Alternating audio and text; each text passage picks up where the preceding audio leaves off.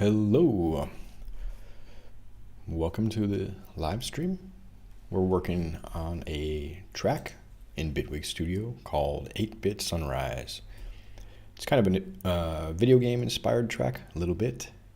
I've been told it's reminiscent of Zelda, Ocarina of Time. So based on that feedback, we've added a couple layers of ocarinas, one synthesized sort of ocarina sound, and then I added the UVI ocarina to kind of round it out. I did a bit of EQ. I might have made it a little bit too bright in some cases. We're gonna try to take this track forward though through mixing, getting ready to go into mastering. So part of the mixed down is I realized I needed to make more space and listen to the balance of the overall, all the tracks, make sure they're gain staged correctly, and we'll look at the tonal balance at the pinnacle of this song. So let's listen to the track from the beginning though real quick to see where we are. I've done a little bit of work off stream after the last session.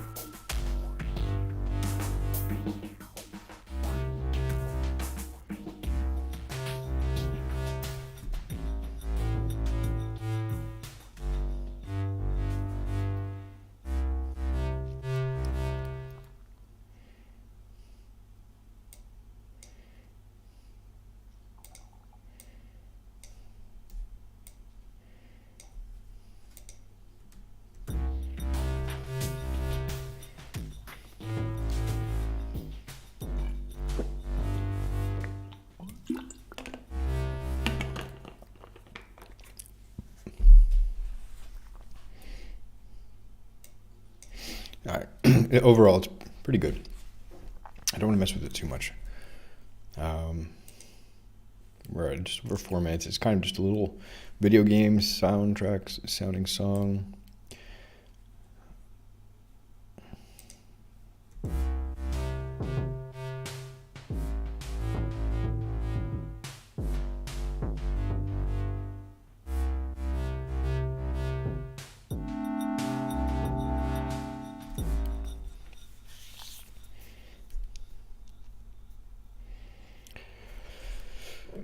There's one more thing I would like to try, though, just out of the blue. Well, a little bit of a riser, you could say. It's not a novel technique to have a riser. So I've introduced UVI. One of the things I was trying to do, as much as I could in this track, only use Bitwig. It got really far. Bitwig is very powerful. I went ahead and made the decision to bring in the UVI ocarina. I think it sounds good.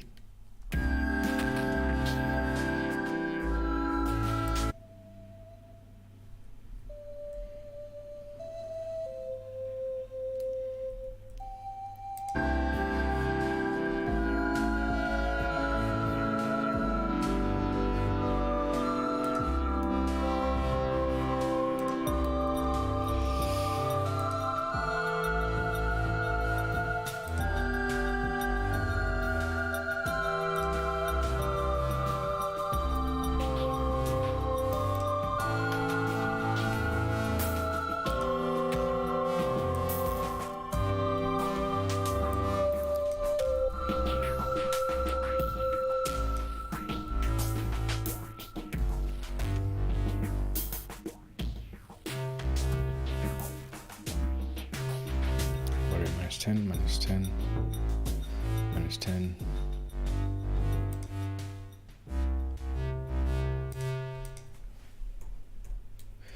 I'm just having a bit of a pain in the tushy with it automatically selects, if you move a knob, it automatically selects that knob. And then I add the automation. I'm trying to do mixer automation here, which I think is the right thing to automate the volume level, right? But I'm also gain staging as I go, and I like the last thing I'll click is a gain knob, and then as soon as I click that, then the gain automation is visible. I find myself, I just want the gain automation, this to be static, no automation, because I'm just balancing it. So if I go to the mix here, and I'll loop this. I want everything to be around 0. This is K minus 20, so 0 is minus 20 decibels. So I can actually take this to 8.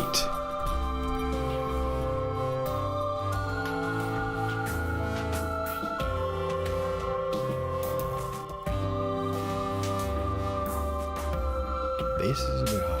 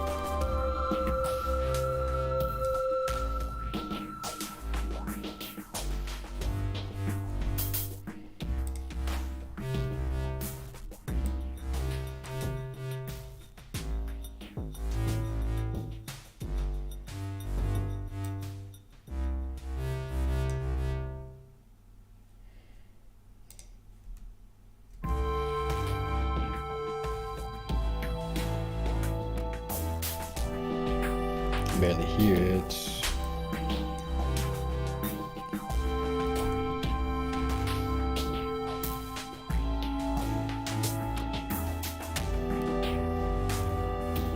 I think the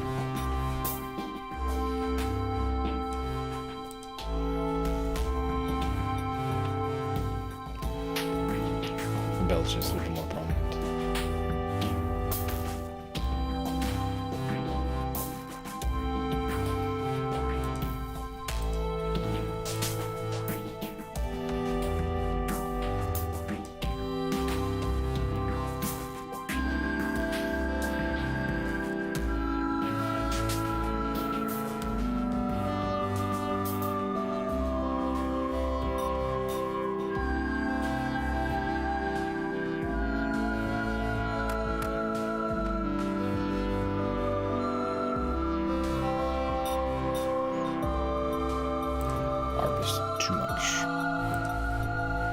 it's a background on this sort of, though it's alternating.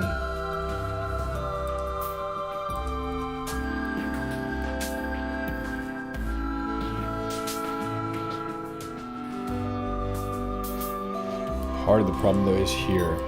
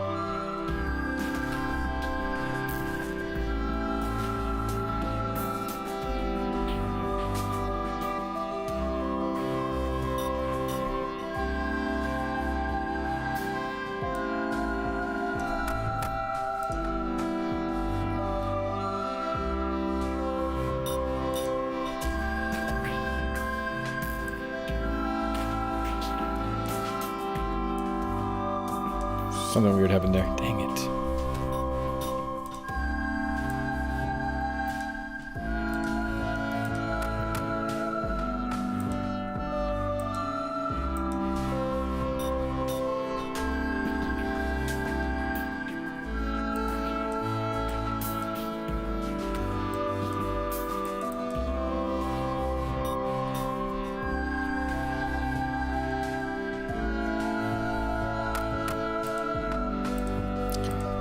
So I just need to move them into different registers.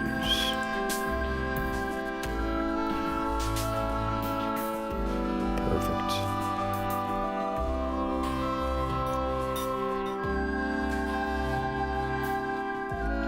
But now if I select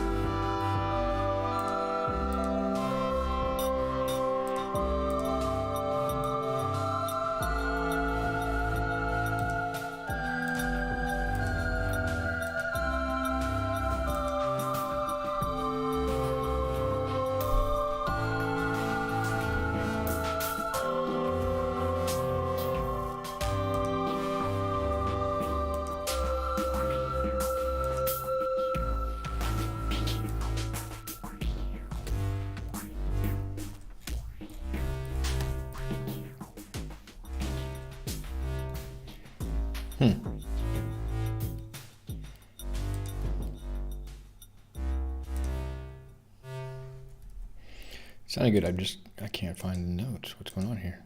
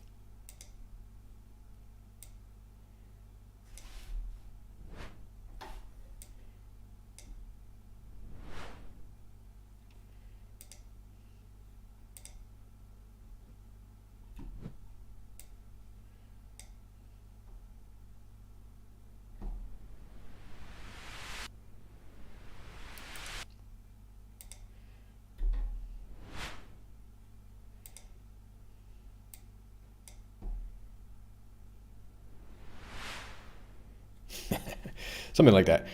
Just a nice little transition. So that will be, if I paint that in, falcon, and then put it like here, zoom in, and it's going to be right across this threshold just up there. And then, I don't know, whatever that was.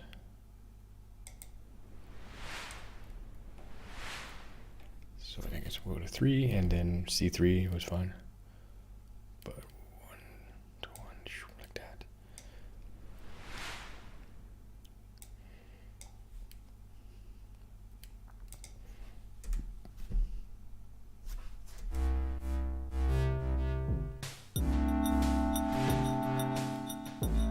Interesting.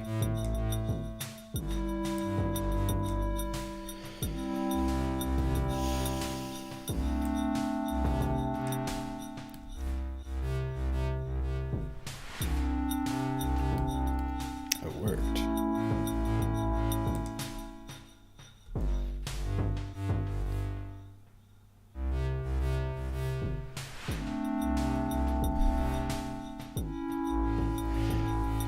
All right, let's just go into the mastering bit.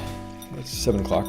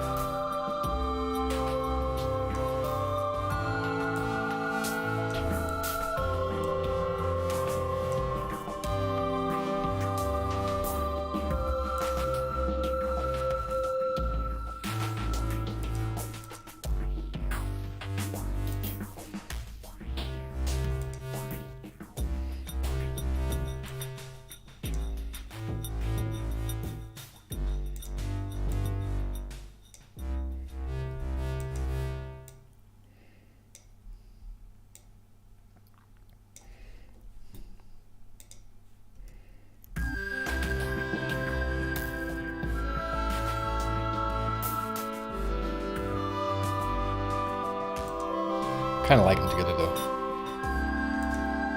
For just a minute. Oh.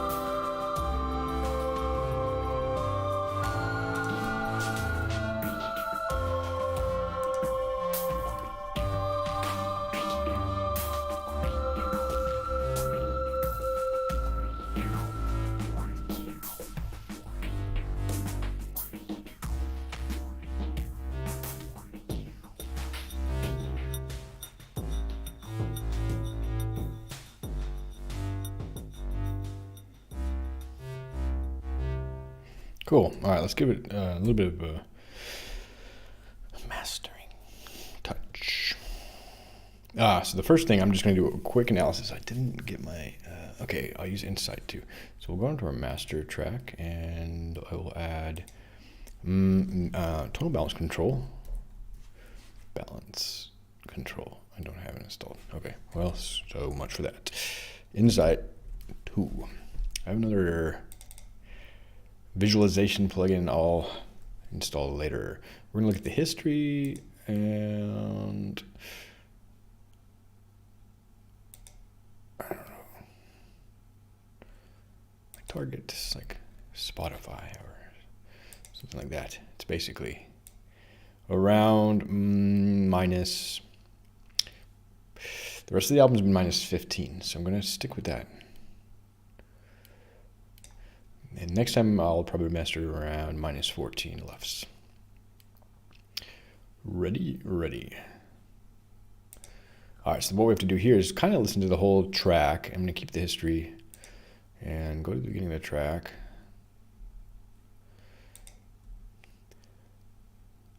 And it's going to measure the loudness at several different levels, several different intervals, momentary,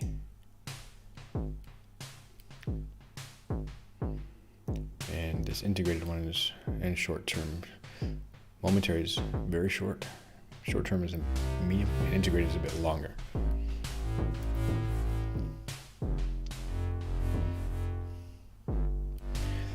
And what I'm basically looking for is, firstly, there's no history. Something's happening there. Oh, something happened there. So let me go back. There we go.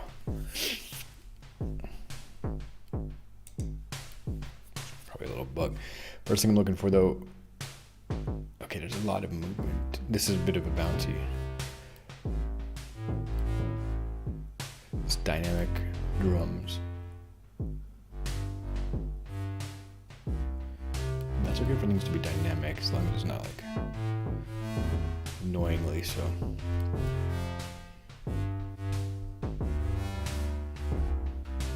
We can see I'm at minus 24.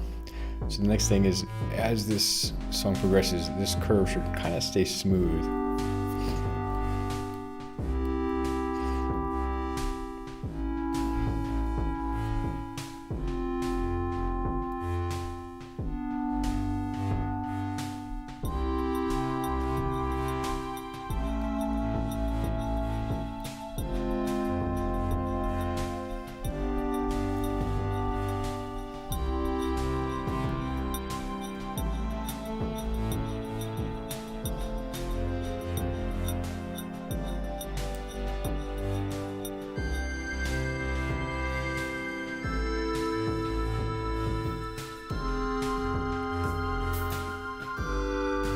So we see there's a dip there. It's telling me sort of the ARP. The ARP should probably be at 8 dB. So it is approximately the same level here when I'm transitioning between these two voices.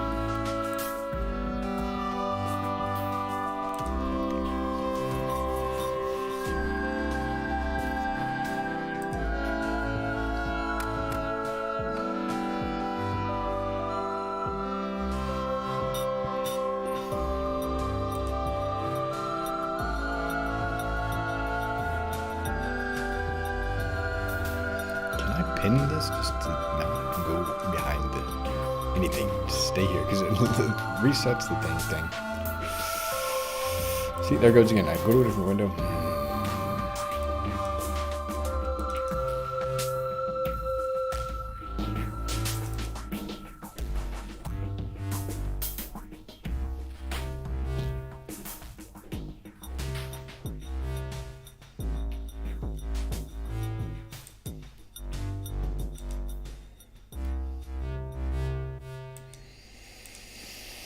So, it sounds good. I'm just installing something real quick. It's gonna help me with the loudness, metering the loudness. So, I'm gonna close, and I got this thing called Yulin loudness meter. You might have heard of this. It's sort of like Insight 2. And save a project, and we'll reopen Bitwig. We're gonna try it out. So this is Insight 2 is pretty cool. It's by Isotope. Save the change. I thought I had done that. And we're gonna reopen Bitwig. Then I just want to watch this smoothness and set this for. I haven't put the mastering chain on there yet. We're just doing a little bit of initial measuring. Yulin loudness meter 2. Oh yeah, I'm gonna do this real quick. 1 second. Enable this, and then. Oikesti. I should have done this off the stream. There we go. There's that.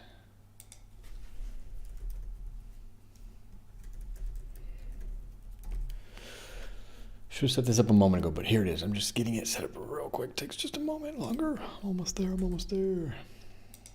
Boom. Oops. Okay. Doesn't let me paste? No way.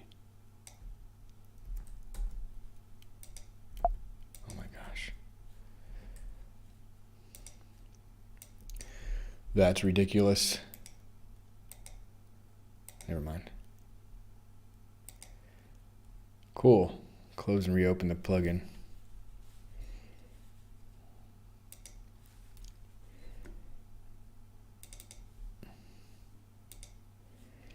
Yulin. So what's that going to do? I'll just remove it from the dang thing and then add it again. It's a very simple, and there's a free version of this. Okay, there we go. What that's going to do is get these same measurements here, and it's going to let me set up a target and measure the whole song and see very fine-tuned details about places that might be a bit too loud, might need more attention. I got to maybe do some fine-tuning. All right, so what we'll do is we'll go back to the arranger view, and let's see, I just got it, so I'm going to learn how to use it. There is a way of setting the, you can see, wow, that's nice. Profile. And we're just going to go for like Spotify normal, and that's going to give us nice presets. It's going to set us around minus 14 LUFS. All right, let's see what it looks like. So the key things you want to look for is your loudness integrated over time. This is a way we perceive sound, which our ears don't have linear response to different frequencies. We hear more acutely, especially frequencies centered around the human voice, where our ears are really attuned for that. And deeper and higher frequencies, maybe not so much, although higher frequencies can also sound like bright and grating. So this LUFS value takes that into account, whereas other values like DBFS, they don't. They're just more scientific, more acoustical oriented, but not psychoacoustically oriented. So this LUFS is psychoacoustic measurement. So that's the one. And then the other one is we don't want to have too much dynamics in the sound. So it should kind of settle into a particular range. My intro can bounce around a bit. I could put a compressor on the drums. I could group the drums and compress them and put this down a little bit. But I'm watching for warbliness and learning this tool, of course. So, can I scroll? So scrolling the mouse wheel works. Yeah, and you can just see it's a bit dynamic here.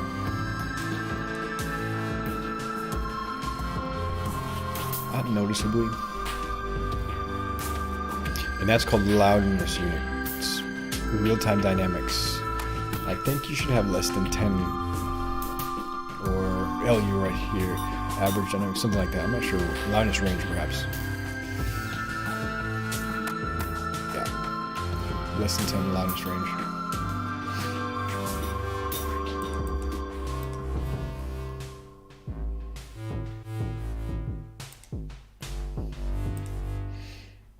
How do we get back to following?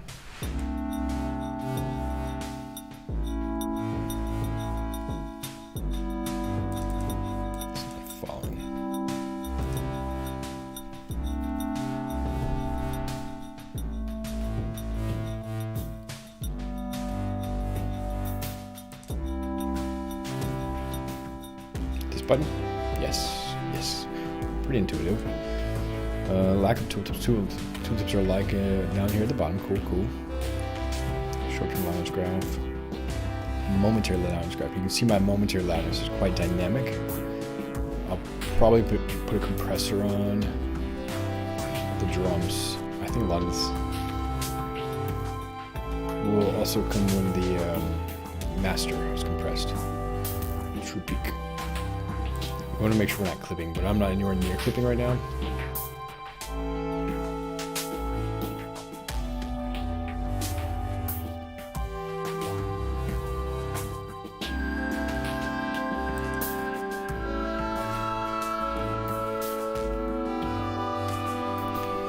Here we can see it got kind of loud there, which can be okay. You can have peaks and troughs.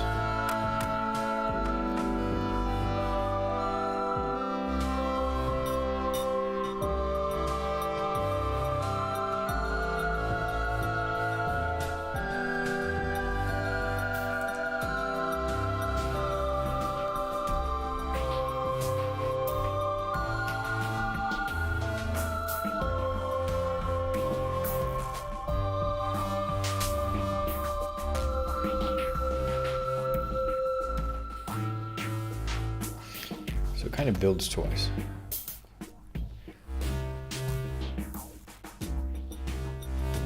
But 19 love's not bad. Minus 19 just out of the mix. Once I put the mastering chain on there, it's gonna be pretty tight. So yeah, I think overall the levels are good. I don't see any major issues. I could work on some compression, but this is not that out of hand. That's my basic noob perspective on it. But there was one little bit of annoyance here in the melodies.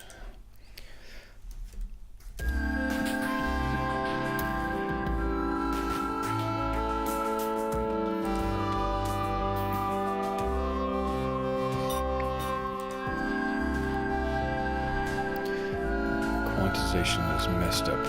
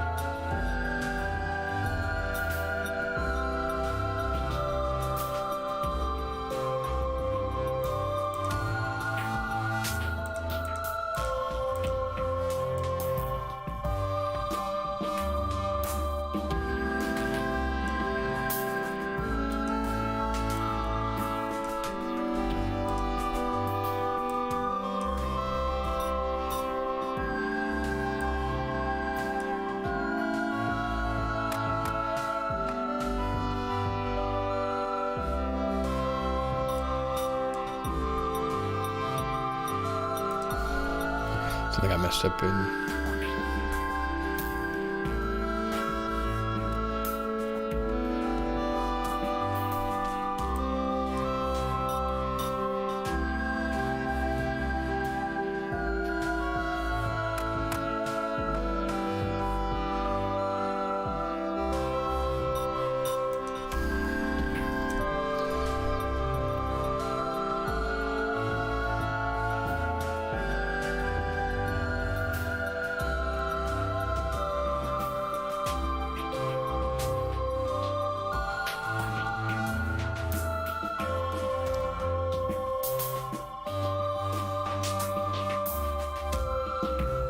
Good. All right, back to focusing on the mastering, and we'll see. I might not need to apply any compression here. I could.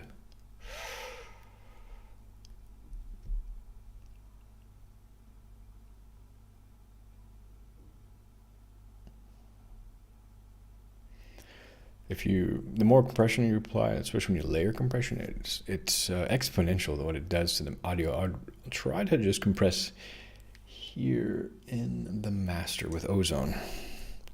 We'll see if this works.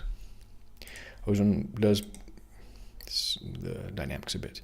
And we'll tab over here and go to the kind of it's a bit repetitious at this point. I've got to listen to the kind of the peaks, the climax of the song, and so it's looping. That's part of the sound design and mixing and mastering process. Repetition.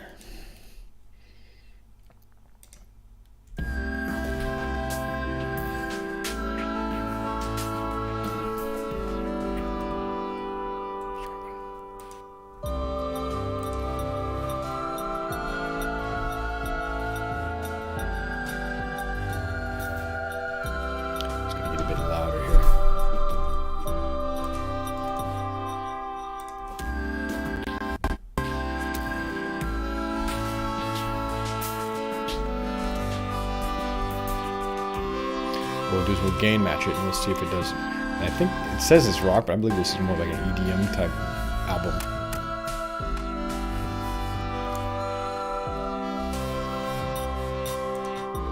Here's before, after.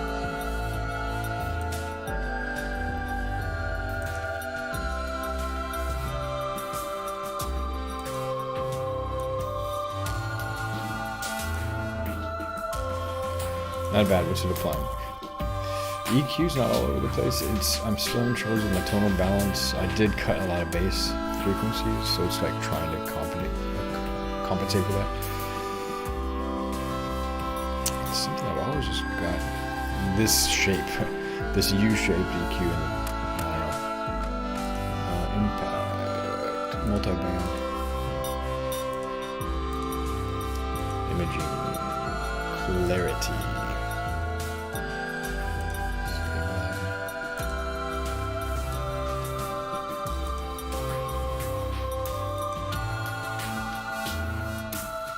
So much need for that.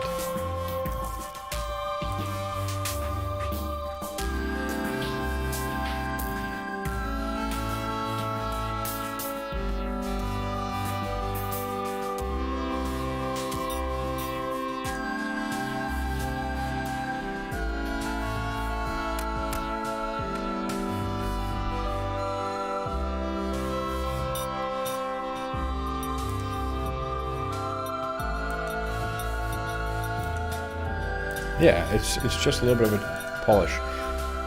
The key is I'm gain matching, I'm gain compensating. So if I turn back off the gain compensation, I want to see that we're close to 14 LUFS. So if I go back here and see where it takes us by watching this Ulian loudness meter, sort of a before and after. So before we were at minus 17 LUFS integrated. And so now if we listened from the beginning, very, very beginning, scroll left, there we go. And we'll just see what this second recording gets.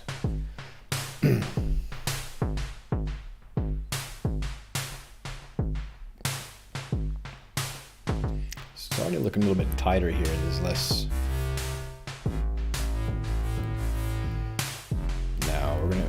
increase. It's a gradual increase in volume, but dynamics are a little bit tighter.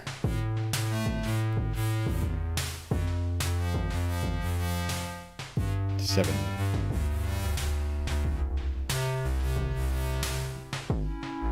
Basically 8. Still has that jump.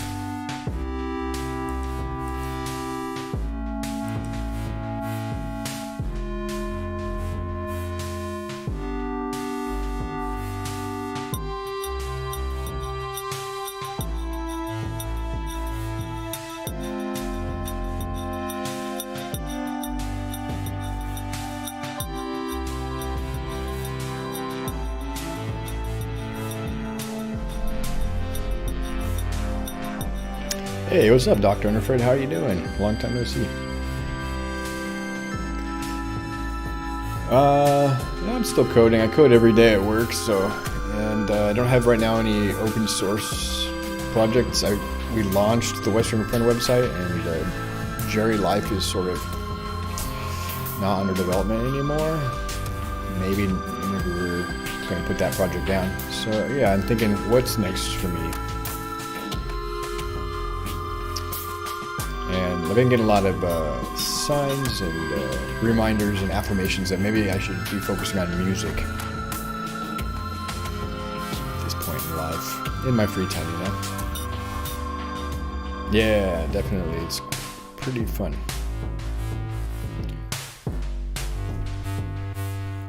Using Bitwig Studio. Do you do any music?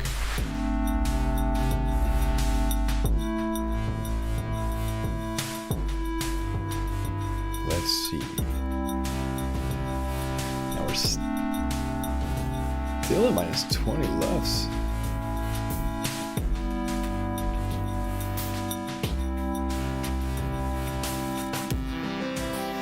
Surprised here.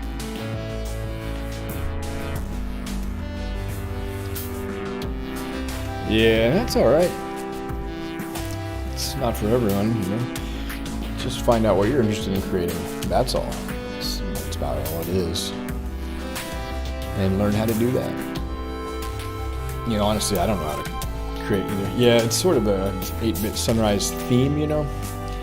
It's not literally 8-bit music, but some of the, like those pads, the chords are kind of 8-bit sounding, and the melody and the drum beat is a bit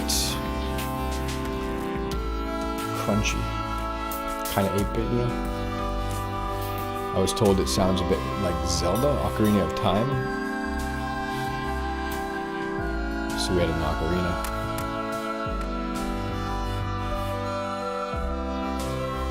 Oh, you know what I didn't do? You know what? I made a mistake here. I didn't put this loudness meter after ozone, so we're getting the same loudness. I was confused there. I was like, why didn't the loudness change? So I'm sorry, I've got to go through this one more time. Yeah, no problem. This is oops, and I've also got the loop still in effect. So let me just stop this off. Yeah, this is called Bitwig Studio.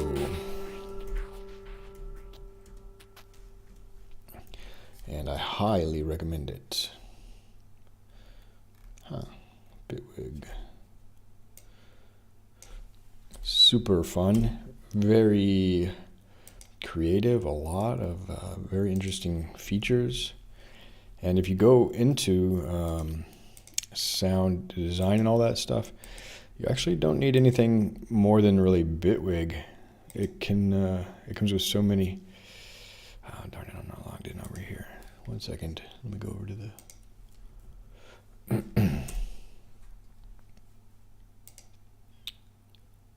Where do I do that?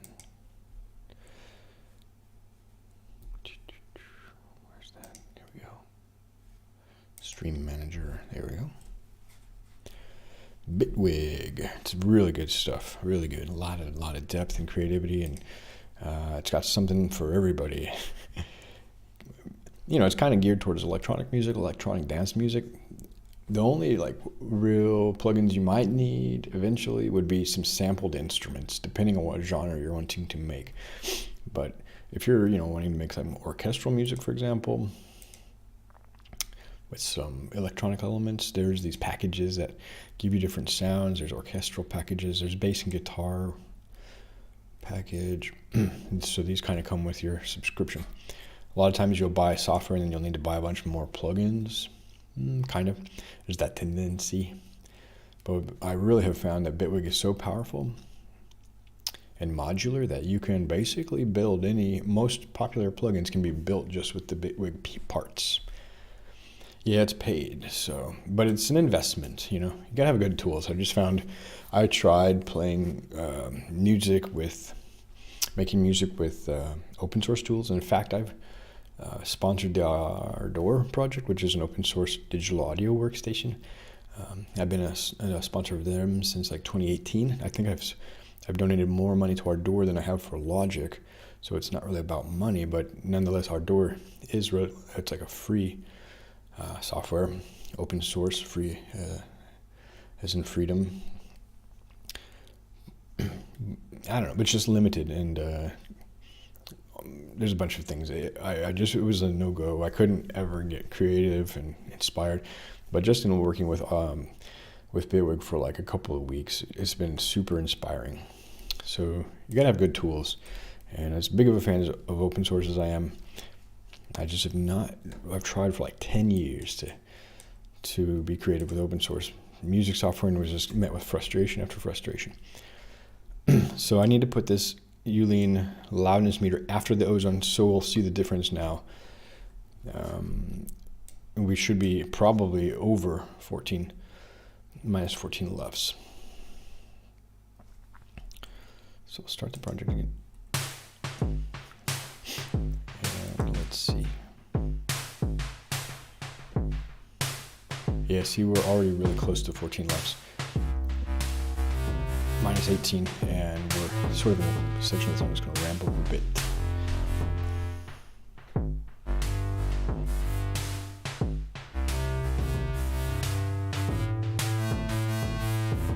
Yeah. A lot of the frustration that I had with open source came in two flavors. One, there's just so many competing projects, especially for these really complicated things like audio editors or video editors.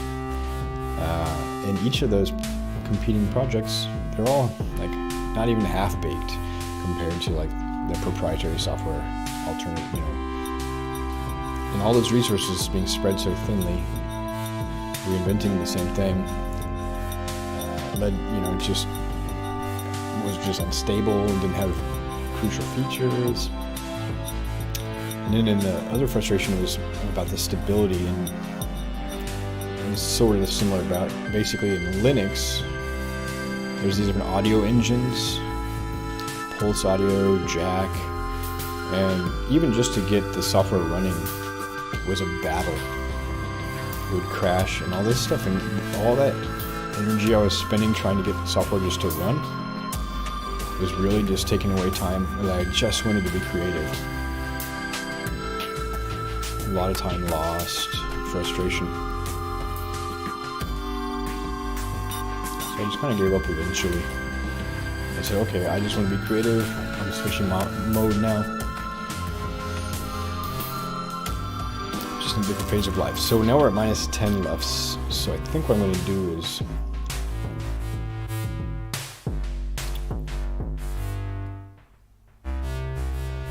adjust ozone a bit. What I can do is just do a little subtraction. It's got to come down for this album about minus 5.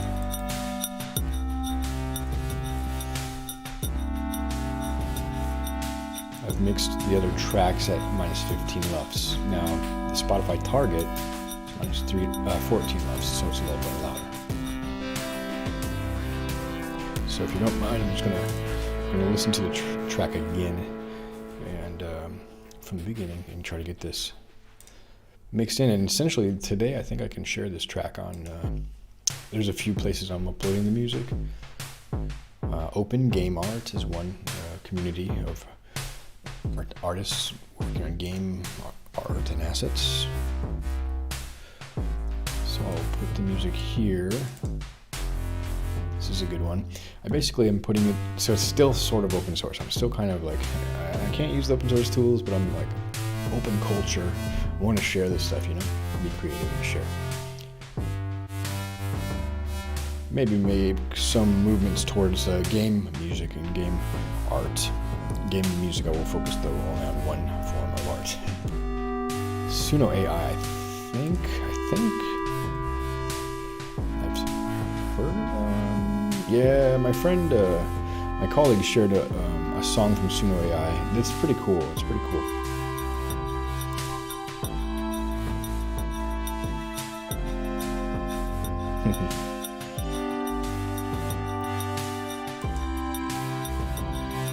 It does a good job.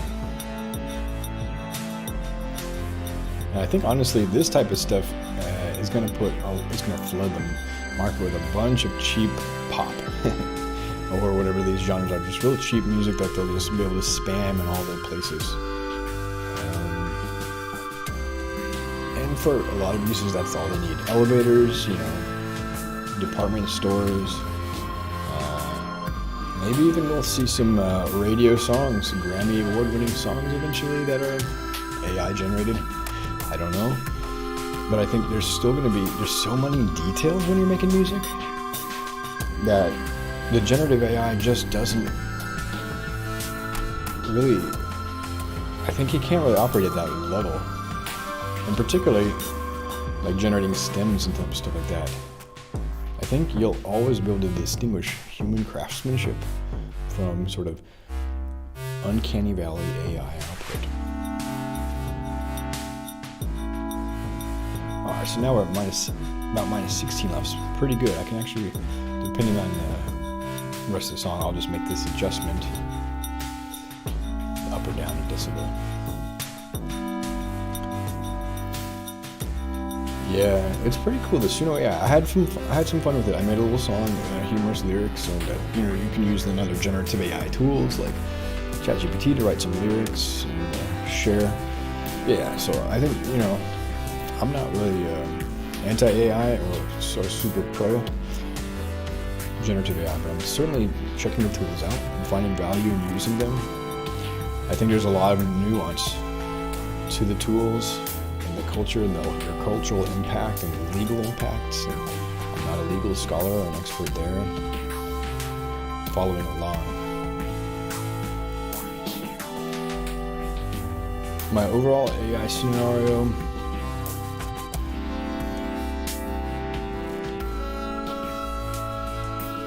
Well, based on the pattern of hype cycles, I think there's been these cycles of real excitement over AI, and each time there's getting major improvements.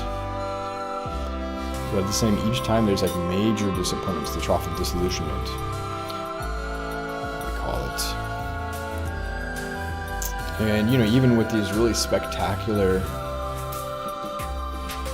generative AI images and things like that,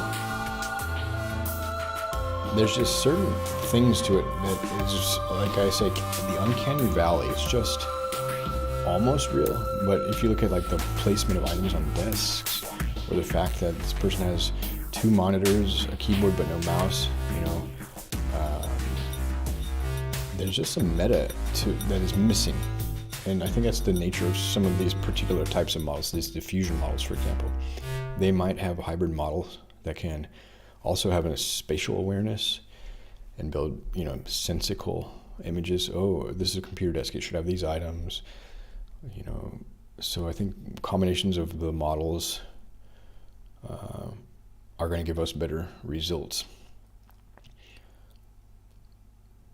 I still think there's a lot of big difference between a human output and AI output. The AI is very fast and efficient and can certainly generate some stuff that's really useful. I'm using the AI generative model to make music videos, and then they're clearly AI. It's not the point, but they're kind of cool, and it gives you something to look at while I can just focus my time on making music. I've got a couple of AI tools in the mix, but yeah, so that's my basic thing. I still think there's some uncanniness, and I don't see them as an immediate sort of replacement or threat, as some people are modeling, to creativity. I still think there's a real value of having humans in the loop, but then we're looking at jobs and stuff like that, like support jobs. And I see companies just want to automate, and they're going to try to automate people out of jobs because having people in certain jobs is expensive, like drivers or delivery people or support, customer support and stuff like that. So there's some ethical areas here. So I'm not by any means super zealous about it, or taking a real strong stance that AI is theft or something like that. It's very nuanced. But I'm not like real paranoid about it.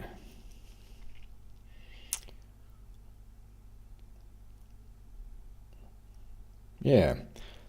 How do you use the models, Dr. Unafraid? What kind of uses have you made of them?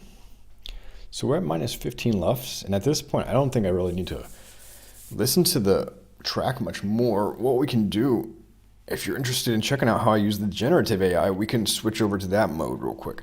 So I'll just do a quick minus 15.4 LUFs. That was so close to the target I was aiming for. Now wait a minute. It's still going though. Is this dropping or is it just... That was the song. And oh yeah, because it's below this threshold, so it's not going to take any of that into account. So yeah, from here to here, minus 15.4 LUFs. I'm not going to get super concerned about 0.4 LUFs. But I could make an adjustment here. I'll leave it at whole number. So this is the fun part, well, sort of. I actually, no, to be honest, making the music is the interesting and fun part for me. But the goal is to share. Certainly, that's like the reason I'm doing it, is I like to have an outcome. Two outcomes. One is a sort of like an inner process. It's a bit therapeutic, and it's a creative outlet. But two, I want to have an outer process, like an outer impact, sharing stuff, seeing my music appear in different places. Currently just learning to create images to video. That's what we're going to do. Wait. Basically right now. So you want to check out my workflow on that. Let's go ahead and bounce this track. What do you think? Is it cool? Overall, do you think this track's suitable to share? I think I've been working on it for a little bit, for a couple days, a few hours, 4, 5, 6, 7 hours. I don't want to obsess over perfection. So here's how Bitwig lets you export. It's pretty straightforward. Supports multiple formats. FLAC is a really good one that I was using Logic Pro for a while. It didn't support FLAC, didn't support Vorbis, just WAV and MP3 and AIFF. And notice the AIFF isn't even here. So these are all looking good. I like to support all of these, and then when I upload to OpenGameArt, I can upload multiple formats. Yeah, that's the tricky part, isn't it? Getting the exact output. That's one of the things we have to kind of let go of. Even like when I'm making something, that was one of the things I realized a couple of years ago when I started getting into electronic music, is I had to like surrender a bit to the process and realize that I'm going to discover a lot of the music on the way. If I go in with really specific outcomes in mind, I usually wouldn't make that a reality. But if I could kind of compromise and be responsive, I would get better results. Okay, so looks like the loop region. Let me just double check where our audio tail is. Sorry, one more little detail, but I think we should be good to go. The track ends though. See, this is the thing. I would have exported only a partial track. The track ends here at around 97, so it's just over 4 minutes.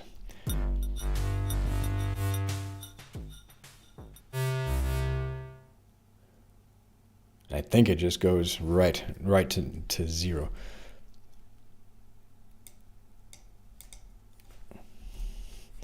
So I can probably export up to 98.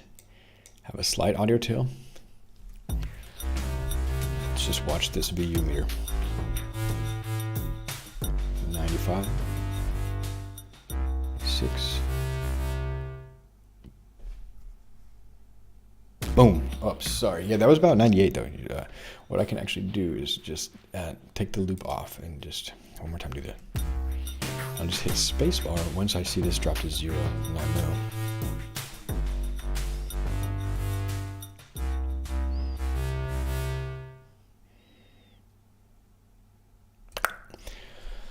Yeah, 98. That looks good to me.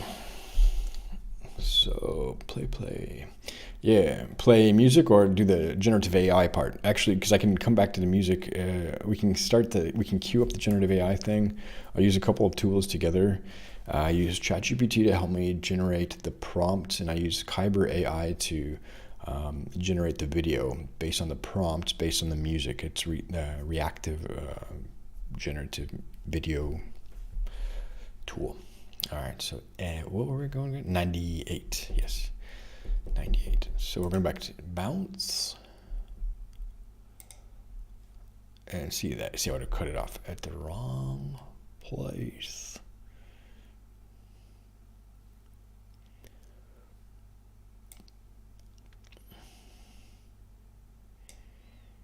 Sample rate, real time, no. Pre-fader, no. Dither, I don't know. Yeah, I think you need to dither it.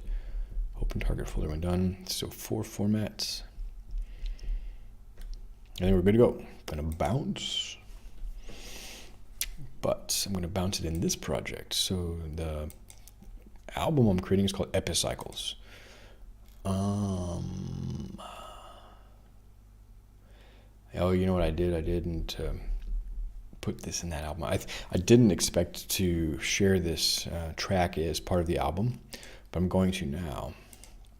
I just thought of it as a sketch. I had a little experiment I wanted to do to see if I could make a track, 100% with Bitwig just early on.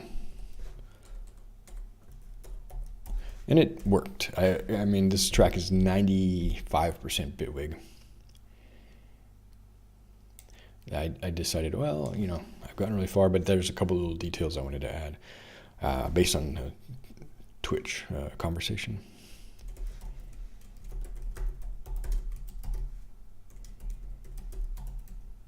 So we're going to put this in the Epicycles album, 8-Bit Sunrise.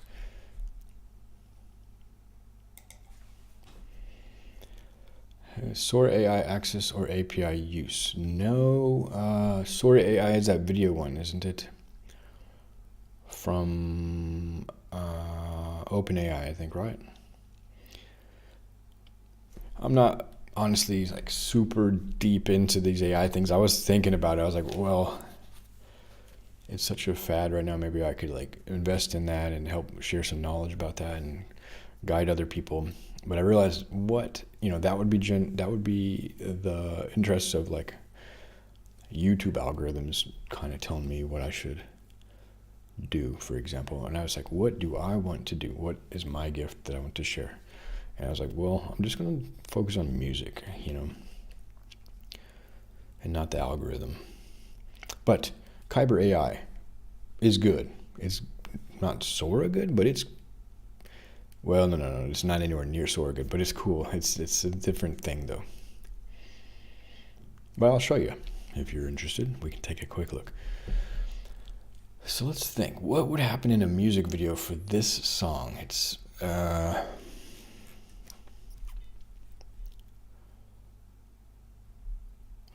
I could break it into 4 sections. So 53 seconds.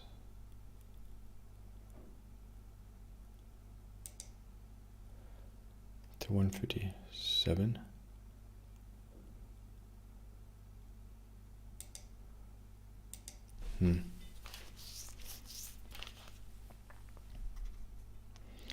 Okay, well, yeah, I don't know how far we'll get, but we're gonna give it a try.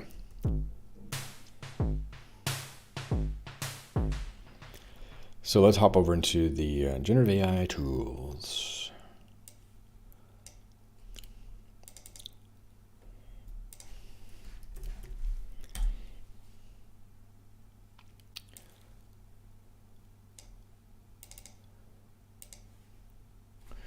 I would like to make a music video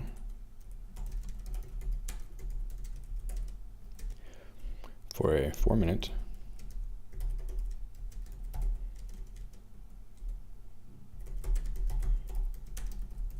Eight-bit sunrise.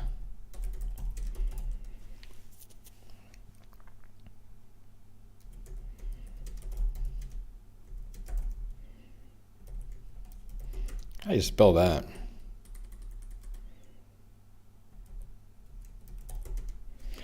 Reminiscent. Yeah.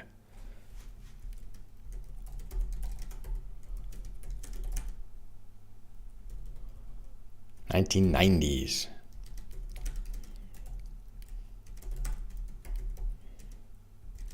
Or early 2000s.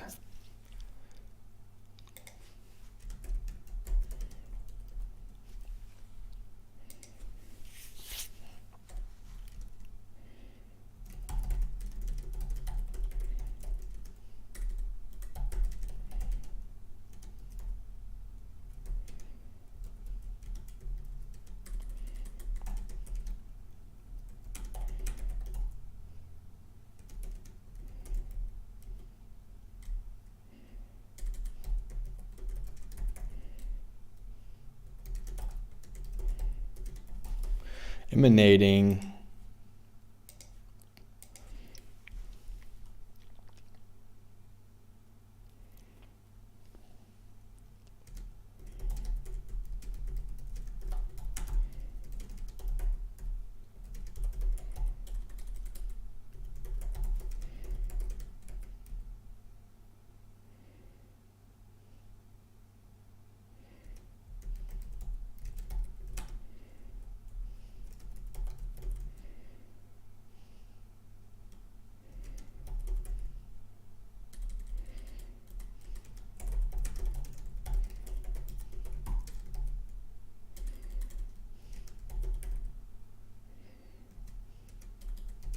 It was sort of an intro, sort of a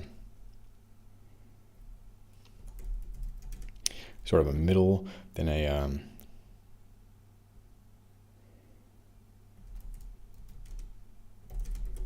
apex and an outro.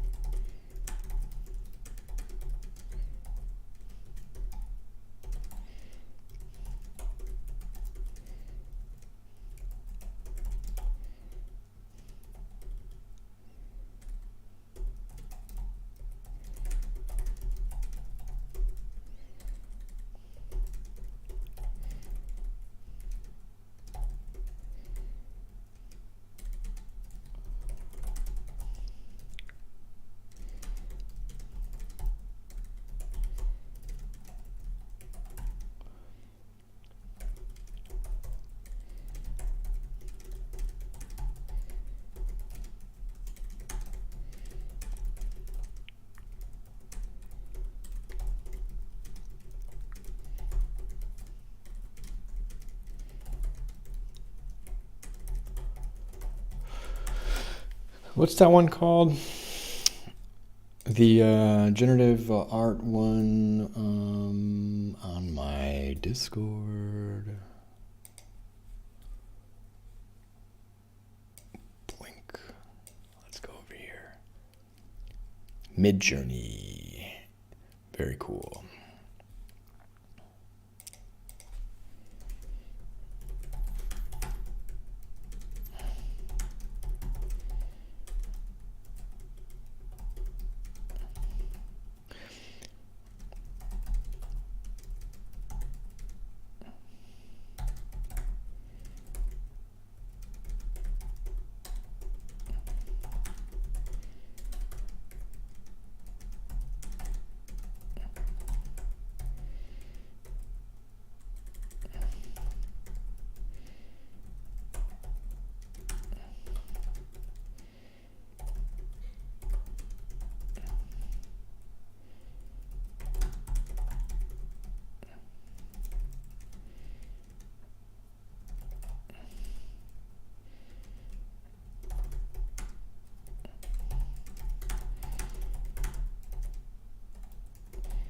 So this is like a pretty big prompt, but let's see what we get out of it. So I want to make a music video for a 4-minute song I just finished called 8-Bit Sunrise.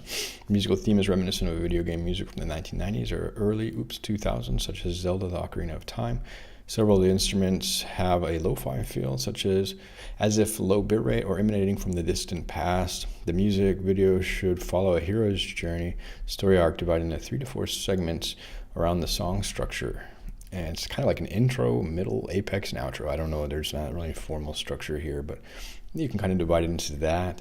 I will use a generative AI tool to create the video, so I need to give instructions on the key content to include in the video, such as game artifacts like treasure chest, battle scene, or other game elements suitable for a nostalgic exploration game.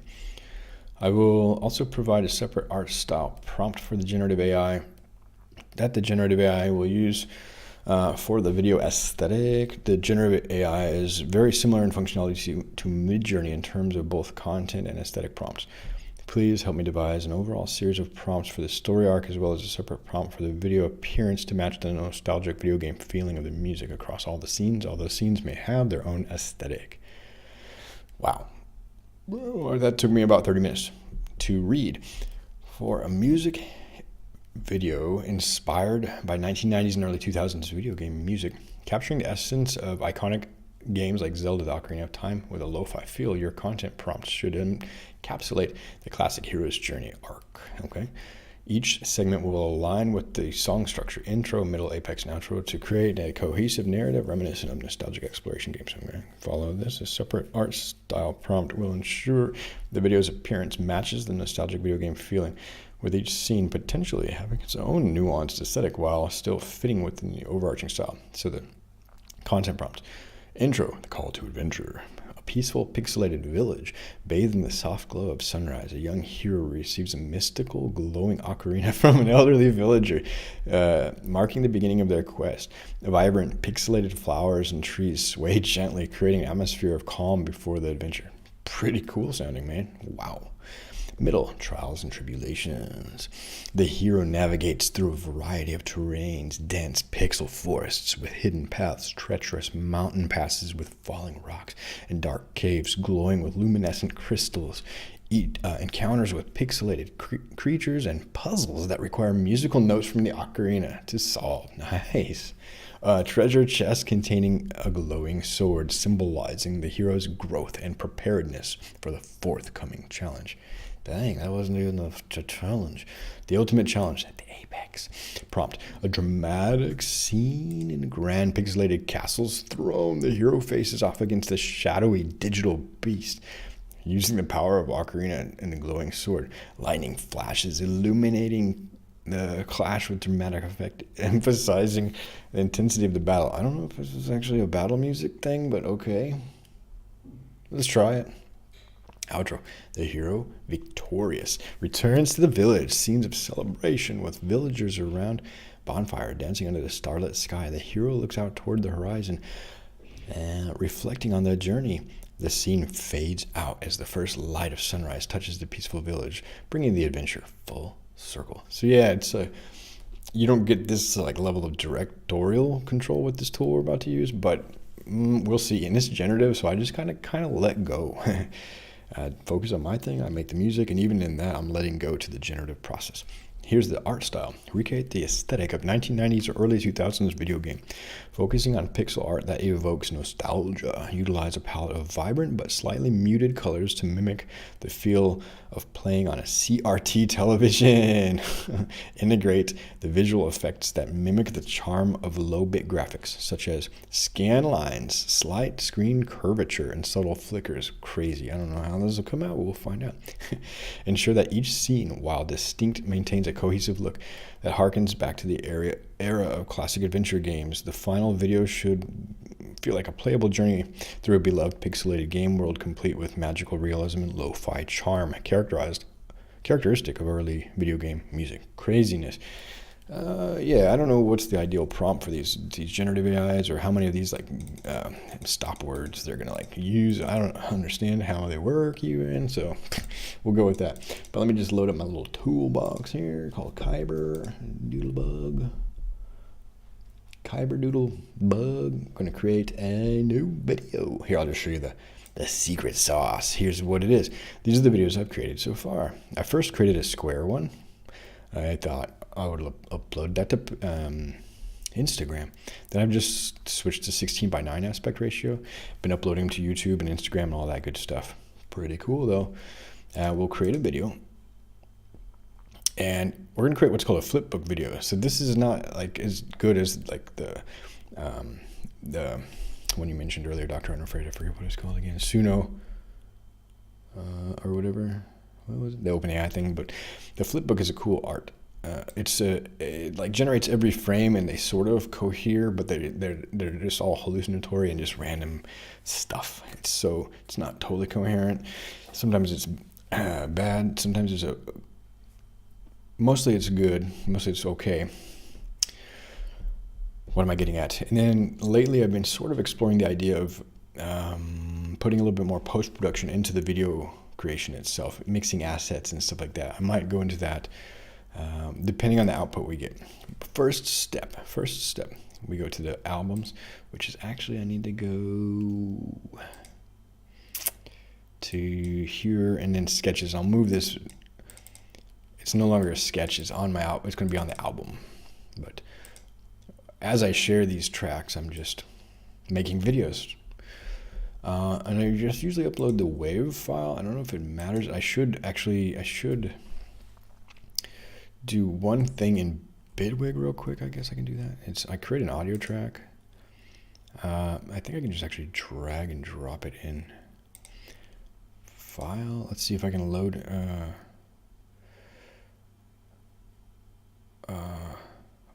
how do you like load or create a new audio track? I don't know how Bitwig works. That's the problem. My browser. Basically, all I want to do is just take a quick look.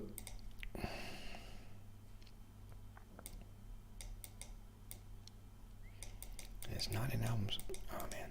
Oh right, you have to right click on it. It's in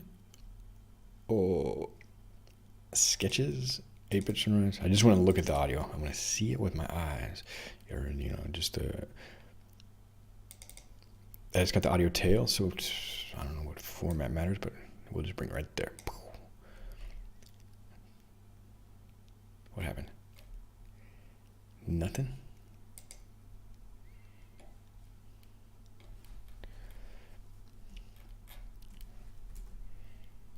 I'll try the WAV file. Let's see what happens. Here we go. Yeah, so overall it looks pretty good. It's got a bit of a empty tail. And if I solo it, what happens? Yeah, and the waveform looks pretty clean. So yeah. Do I know where I can find or create a perfect prompt for AI things? Because sometimes it'll create a totally different thing. We all need AI understanding. That's true, isn't it? In programming, we have this idea, and in science and stuff like that, and there's debate over free will and determinism. But the idea is about non-determinism. And it's like how much does the thing repeat? If you repeat it, does it do the same thing? Even in this software here, there's randomness in a lot of what I'm doing in the music. I've got randomness, and in order for the randomness to happen the same way each time, we use random seeds. The reason I'm bringing all this up is because these usually we think things are random when we don't understand them. We don't understand the causes, or it's too complex for us to understand. And there are we don't know if things are predetermined, or if it's and it's just so complicated we don't understand it, or if there's some just completely randomness to the universe. But these generative AI tools are, for the most part, non-deterministic. You can put the same prompt in, you'll get different results, right? This is why at work they've suggested using these tools in certain parts of our software architecture, and I've kind of been like a bit opposed to that, because I don't believe we can really ensure that it'll give us a consistent result and it'll behave how we're expecting. So that's the long way of saying I don't think there's a way of getting the same prompt, nor is there a way of writing the perfect prompt. It's both sides of that, because you just provide as much detail as you can. All right, so let's figure out our timings. And don't worry about perfection, right? That's where you don't have to worry about. Don't have to worry about perfection. Okay, so let's say up to 53 seconds is sort of the intro and the peaceful village and stuff. So we'll be up to like right here. Still kind of chilling in the peaceful village. But he gets this ocarina in the peaceful village, doesn't he? Or she, the person, the heroine, the hero.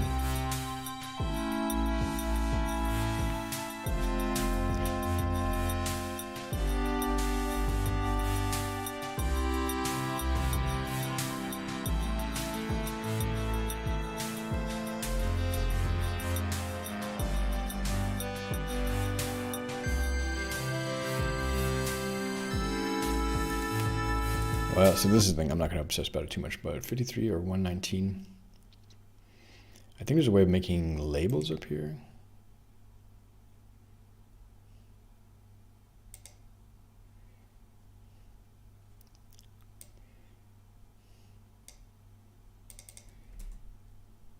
And let's see, what was ours? So we got ChatGPT gave us, we have the call to adventure. Just so I can remember this stuff, right?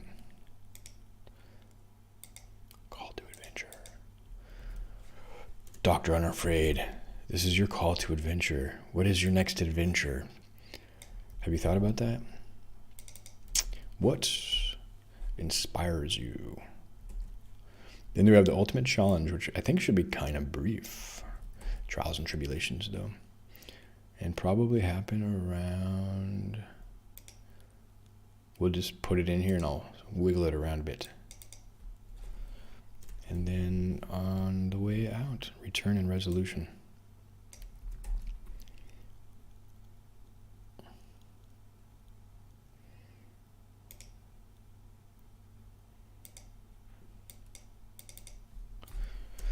All right, so let's hear return and resolution. Ready? Well, let's go.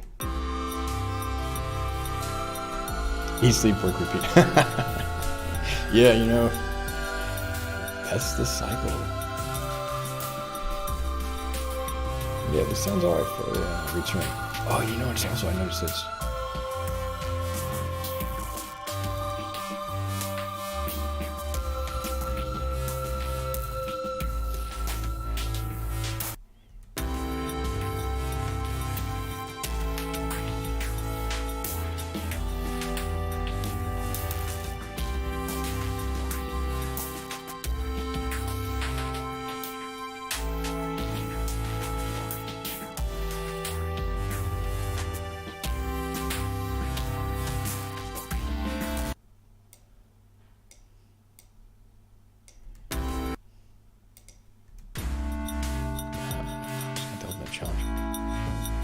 So I think it's about here where we get some more energy going on.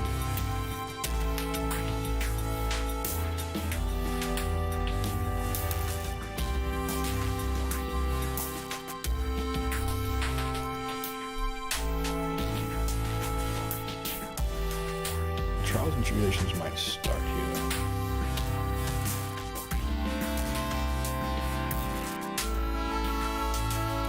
They have to use that.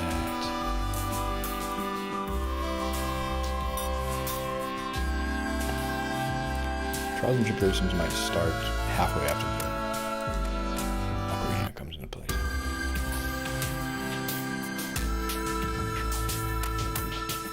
And you have like a little gap, you're like, oh, I'm cool, we made it. All done. Let's go back home. Oh no. Something else is going to happen. Looks good. So, basically what I need is to get these timestamps. About 1:36, you know.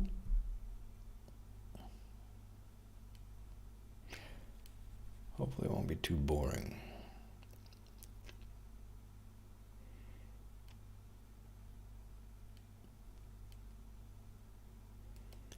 I could even say receiving the ocarina.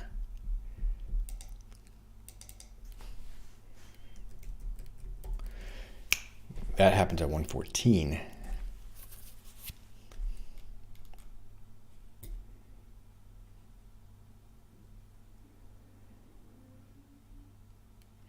So I'll make a second one.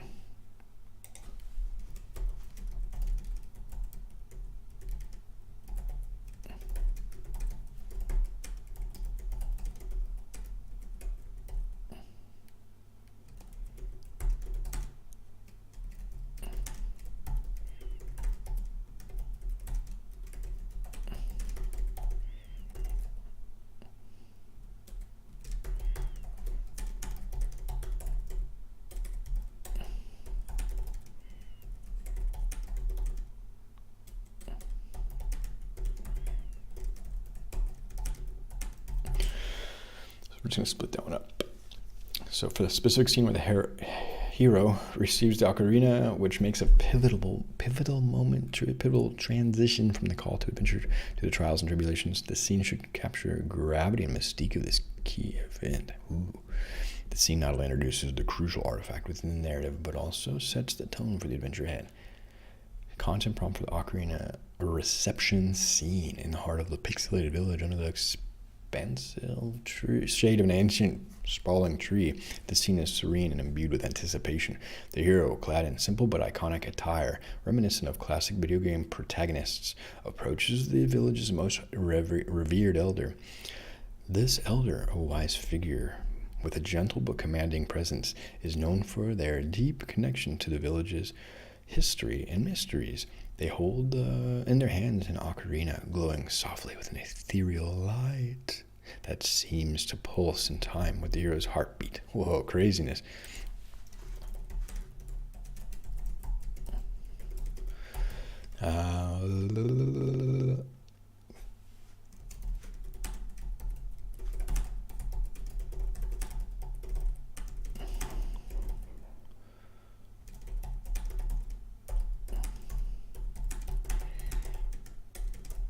All right, now we're going to just rewrite the other one and then we're good to go. For the revised call to adventure scene, removing the ocarina, let's focus on establishing the tranquil village life, that the initial stirrings of adventure that beckon the hero, setting the stage for the journey that awaits. Sounds good. I think we're ready. Are you ready? I'm ready. Let's do this. How are we going to do this? Well, I think I'll just create a simple document real quick, like something in notes. Do I have to like agree to a license? 19.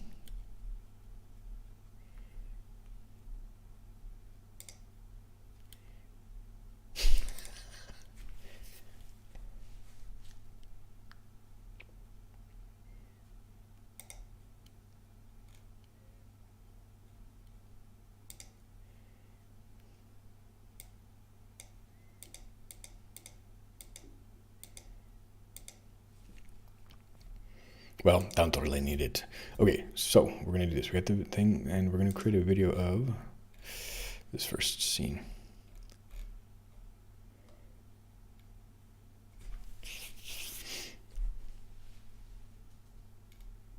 Oh my gosh, here we go. Prompt.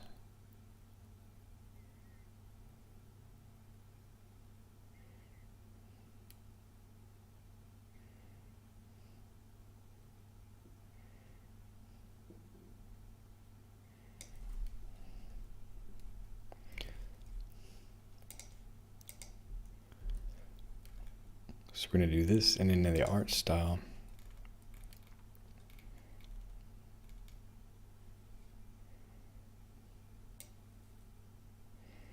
this will carry through all of the scenes.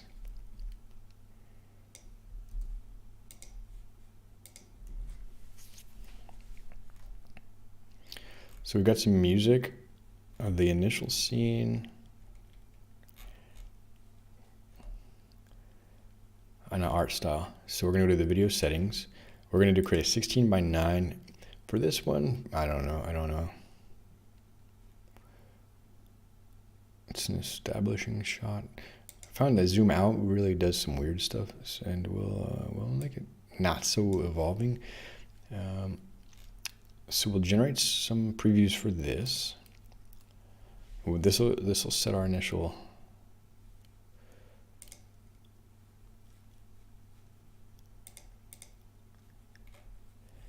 So yeah, looking good. Let's see, what do we think? A, B, C, or D? So we got this pixel graphics. This is getting a little bit later in the video game history, the 2010s.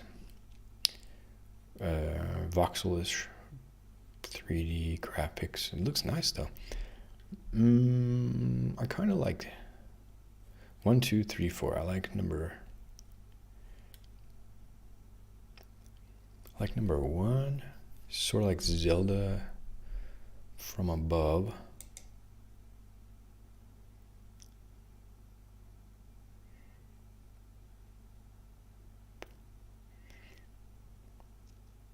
But this one's got nice flowers. I like that. This is nice flowers too. I don't know. They're basically the same. This one's got more of the scenic background. This one's more establishing the village. So let's do that. This is nice though. I like this art style. Go with this one though. This was the one that caught my eye first.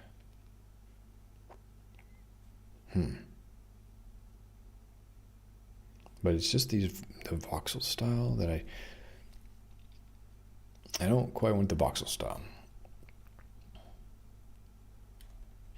All right, now we're gonna add another scene. Scene 2. For this scene, we'll delete the contents of the half the prompt. I want to create a video of, and then we'll go back. So this is the one where we're going to receive the ocarina.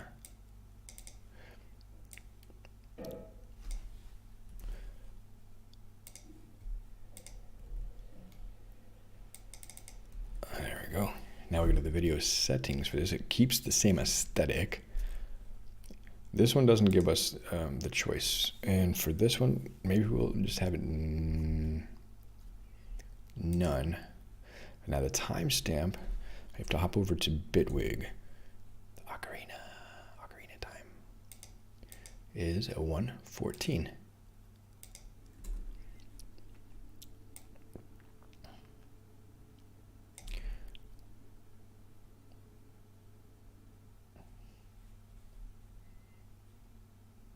Could be that I move the ocarina here though.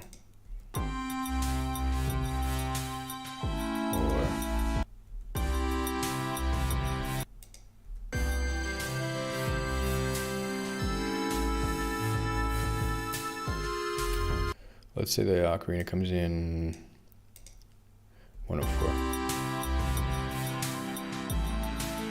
So they gotta like receive it first.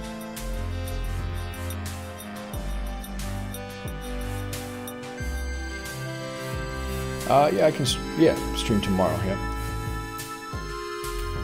Let's just go with the original 114. 114.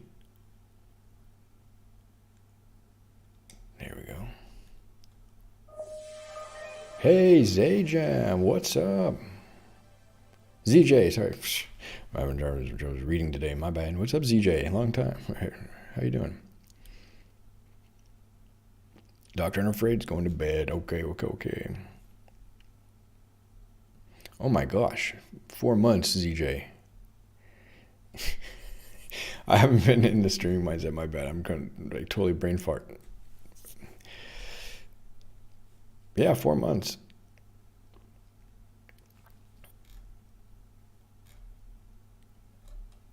All right, so this one is good. Generate the preview for that.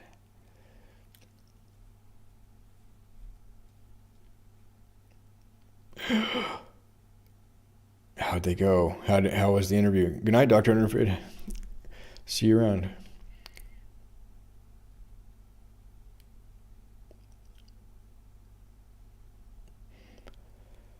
Do you have any intuition?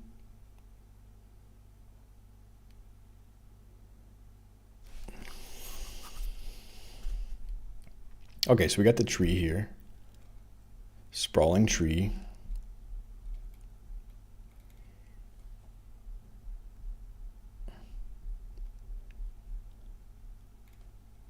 No camera movement because it's kind of static, stationary at the tree, I suppose.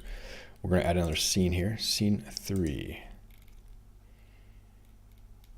Middle, trials and tribulations. Boom.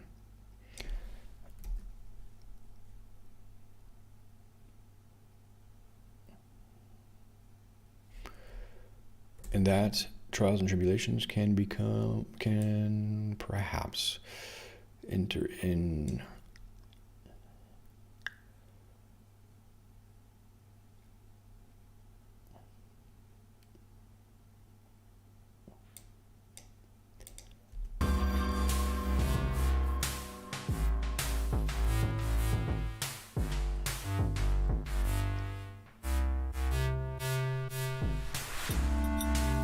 maybe right around here, right at that little transition. Nice.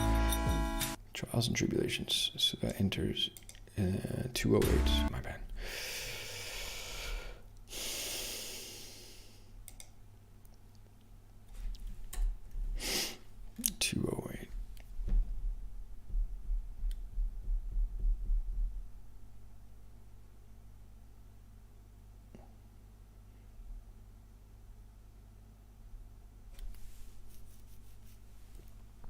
Apex Legends.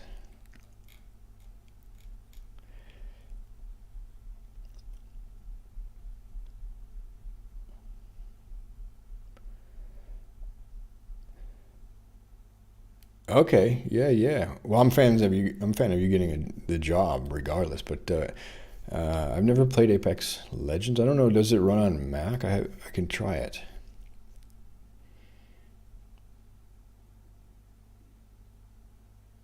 Yeah, that's what I was wondering. How did the interviews go? Like your intuition, was it them asking you a bunch of questions, or was it more of a conversation? You know, was it like what was the experience like? Stressful? Whiteboard, code, takeaway assignment?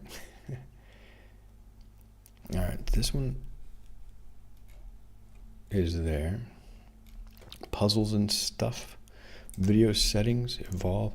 For this one, I think maybe the camera can go to the right, like they're moving forward.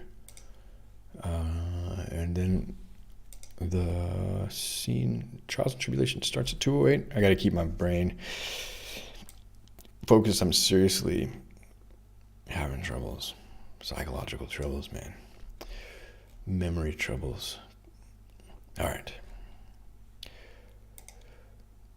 Scene 3. 1 hour screen. 1 hour with hiring manager. Then the panel. Okay. Oh, man. 6. That's epic. That's got to feel like being on America's Got Talent or something like that. Oh, 1HR. Oh, yeah. Gotcha. My bad.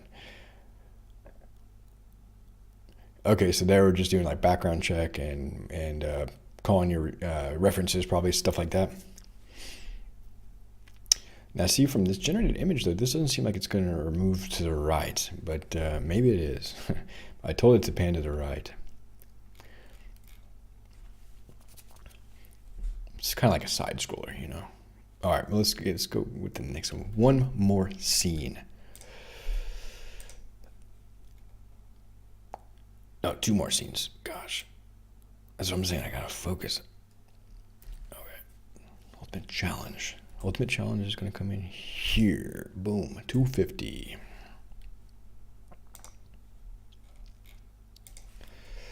Boom.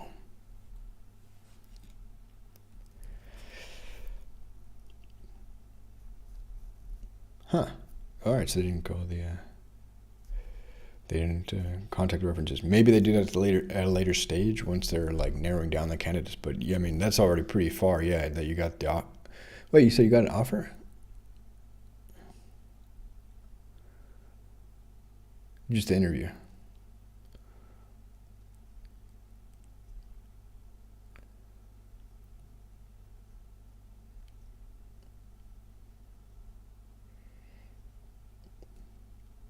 Yeah. Yeah, no premature celebration here, but yeah, that's good. Now you got the interview. That's, a big deal.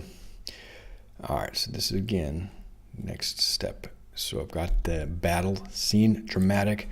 don't know if the thing should be dramatic battle scene in a grand pixelated castle throne. I'm going with it. I'm going with it. It's generative. You know, you got to kind of go with the flow in a generative mindset. 250.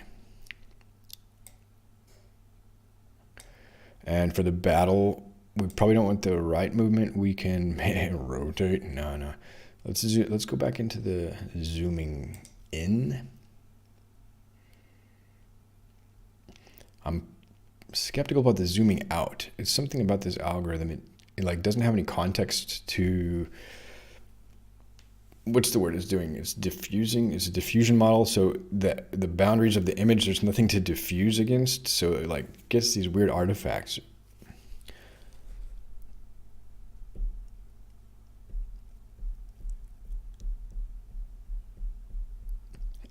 Yeah, I don't even know what respawn is, but cool.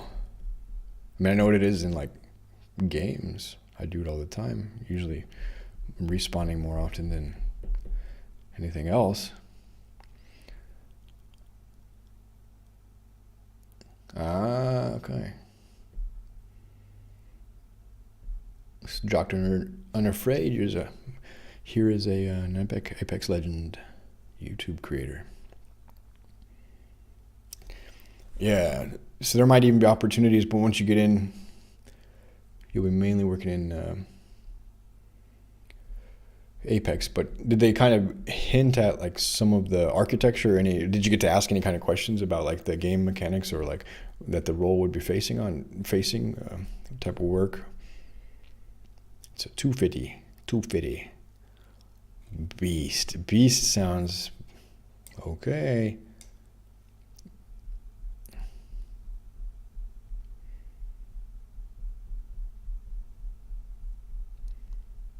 I'm going with it. It's generative. We're rolling with it. Generate previews of this. If it's too scary though. All right, are you allowed to disclose anything? I don't want to ask you for details. Now, see, I almost went to a different art style, but okay. It's generative. I'm going with it. One more scene. ChatGPT is helping me write these prompts. The resolution.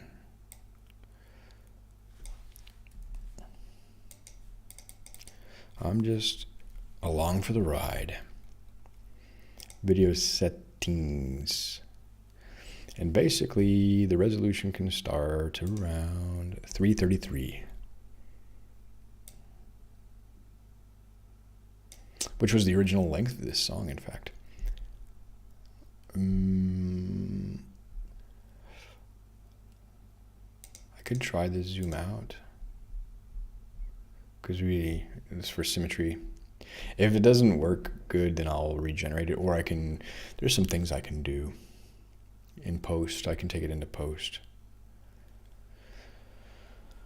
But yeah, this is... I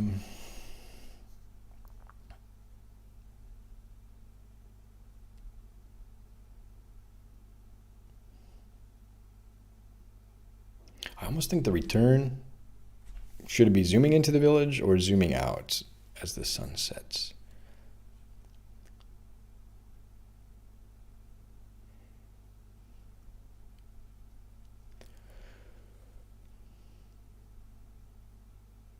Let's go with it.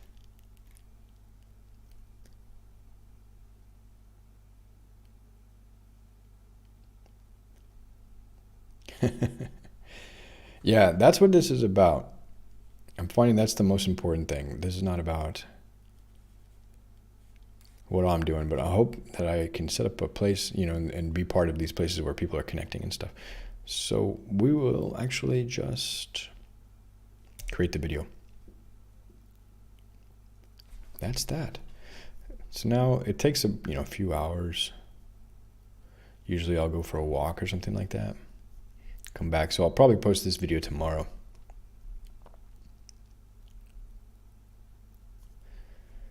Okay, dang. I didn't realize you've been playing that much, Dr. Unafraid.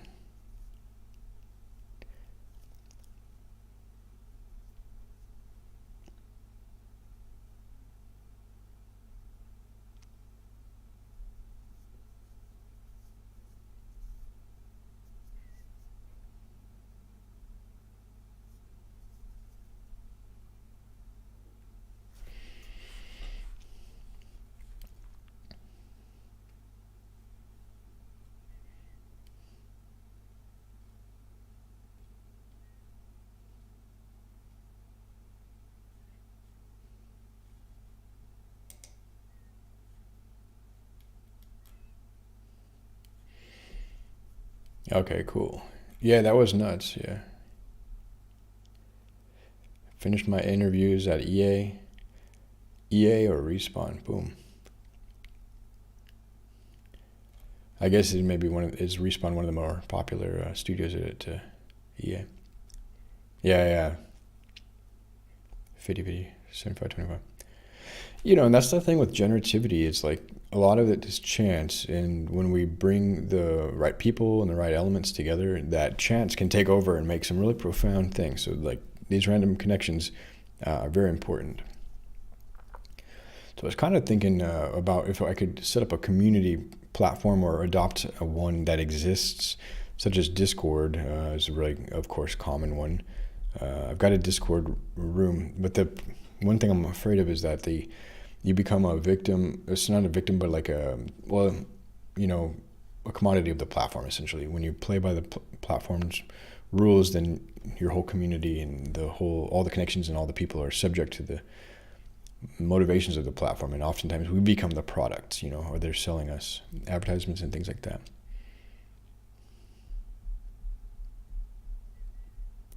Yeah, it sounds like you're the right person for the job. This is a really good opportunity. If you get the job, I will figure out a way. I'll find a way to play Apex with you on the stream, probably. Does Apex run on Mac? And then you'll know probably more intuitively how much a noob suffers when they join Apex for the first time. It's only Windows, dang it. So yeah, that's a thing. I'm not gonna get a Windows computer probably. What's the name of that?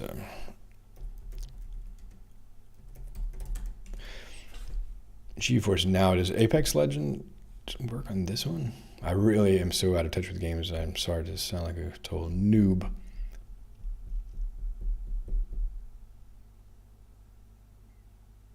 Okay, I have to agree to something. Okay, cool. Is it a bummer, or would it be worth trying it out there? Because I'm not going to get a whole other Windows computer just to play Apex Legends, and I know that Mac and Linux are not priorities for these game studios. I have no illusions there. Yeah, so that's cool. Yeah, So I used to play games kind of like the military shooter games. Not like Modern Warfare is kind of like a arcadey style, but I liked those types of open world.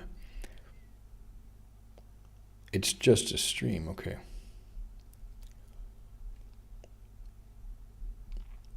Yeah, so there's going to be lag and things like that. I'm sure, like, that would probably be frustrating. It's my main option, though.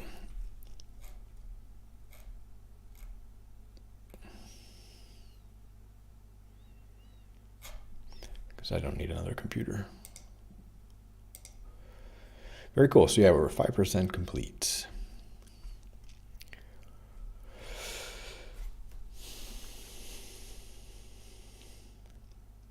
Well, I'm genuinely excited. This is really cool that your interview went. Sounds pretty well, and you'll hear some news. And I'm glad that they'll have a quick turnaround with giving a response as well, because that can be, it's, I don't know if stressful is the right word, but you're waiting to hear back. You hear something from them.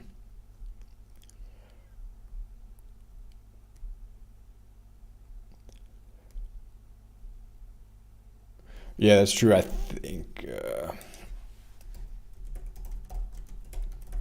server locations.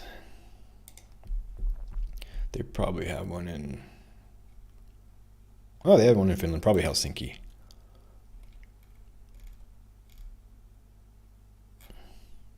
Yeah, I don't know. NVIDIA Service Alliance Partners. So NVIDIA Service is probably the official one. Yeah, so it sounds like I'd be good to go. I could try it out. Now, what I really like is team games. I think we've talked about it before, maybe like squad, or I like the military games and stuff like that. But especially if there's a team element to it. So what I'm asking basically is like, and I think that I could figure this one out, but Apex Legends has like Not just the every person for themselves, but you can go in there with a squad, I hope. Hell Let Loose. I've heard good things about that. I think that Hell Let Loose, doesn't that run on Linux as well?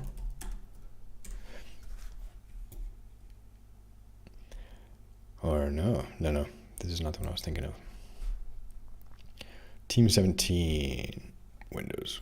I'm not getting a Windows computer, but if it's on GeForce Now, I might be able to think about it. World War II. Yeah, and what's the bot situation like in these games too? Because I've heard a lot of times like they get over. I played this Insurgency. This was a good one, and this one actually ran on Linux, or one of them. One of the Insurgencies. The one before this one ran on Linux. This is cool, tactical. They're going for realism more or less here. But yeah, I don't quite do a lot of these games anymore. And also, we're having discussions right now in the family and stuff about gun violence and being in a violence. We're immersed in a violent culture, and gun violence is so prevalent, especially in children's lives. With like even Fortnite and games like that are appealing towards children. I played with fake guns as a kid. I played paintball.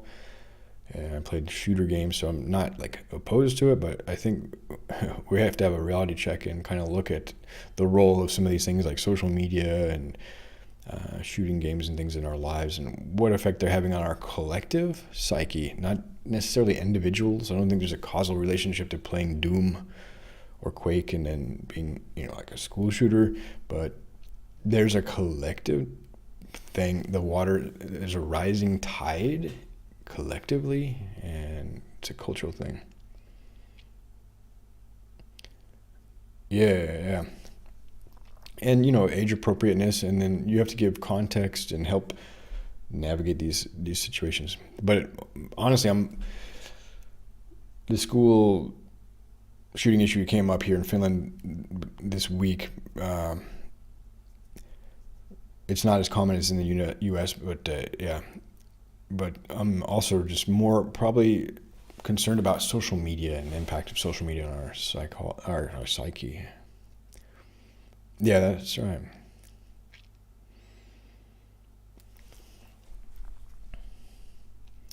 And childhood goes so fast too. It's just like, man, kids grow up. I was walking around town just thinking, oh man, feels like just a little bit ago we were like ice skating over there, and now that there's not even a skating rink there anymore, and that was where we learned to skate and first fell on the ice. Just little things like that.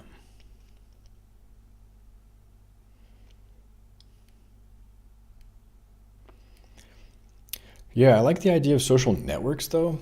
I think that was the original promise, is like connecting people and helping people like connect with like-minded people, not in the context of like the bubble thing where you just only connect with people in the same mindset, but in terms of like, like here on Twitch where we're like, hey, I like Apex Legends, I like video games, and then boom, you meet, Dr. Unafraid, and these connections are really important, and that's the social networking aspect. And then social media takes it in a different direction where it's about consumption and attention, and it becomes an attention economy, and engagement is euphemistic for addiction. It's a form of addiction.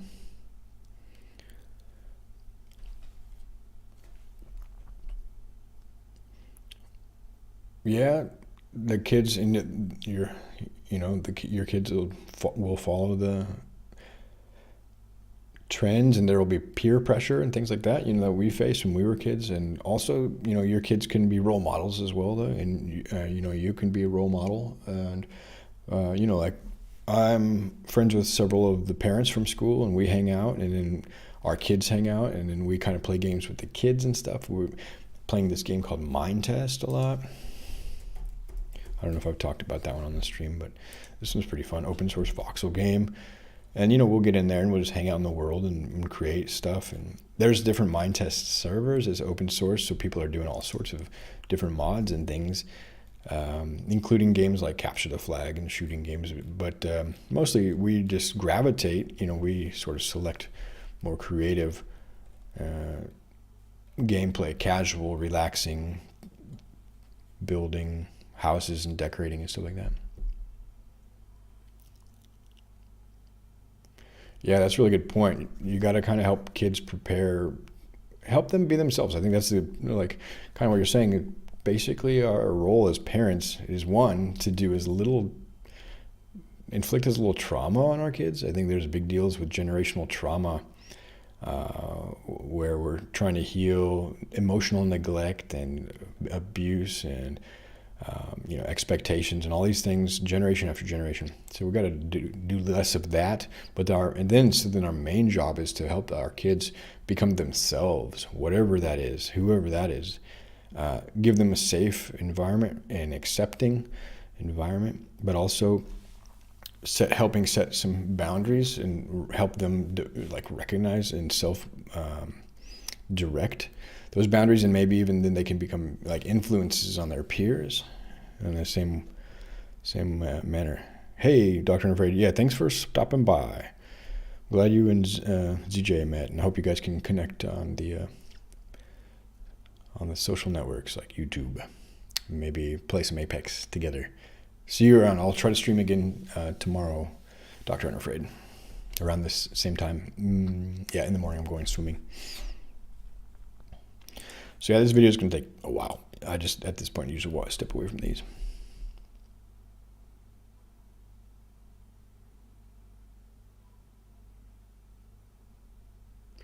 Like an interview on the stream about your transition to EA as a software engineer. That'd be pretty cool, actually. I met one person a while ago who worked at EA. About 10 years ago, I met somebody. I don't remember what they did.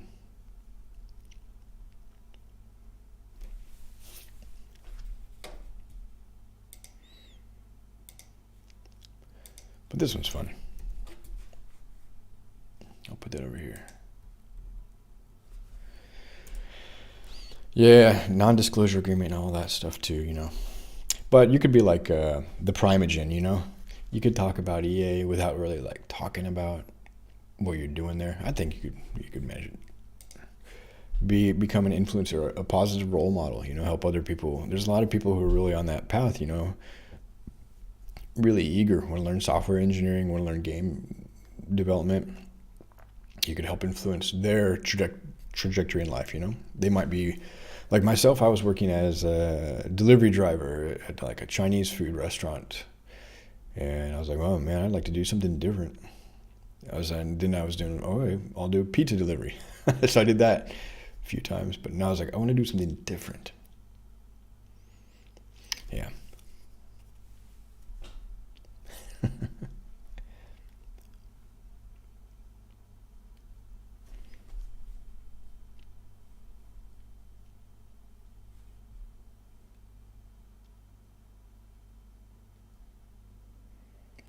That's the key. That's what's inspiring. When you get excited and you're passionate about what you're doing, that's contagious, and that's a positive contagiousness, right? And that's inspiring people and getting them motivated and like pumped up that I can do that too.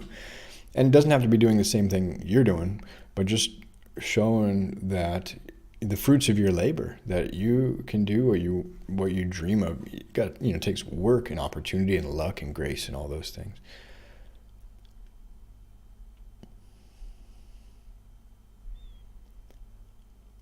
Yeah, that's true. I get what you're saying. You want to kind of,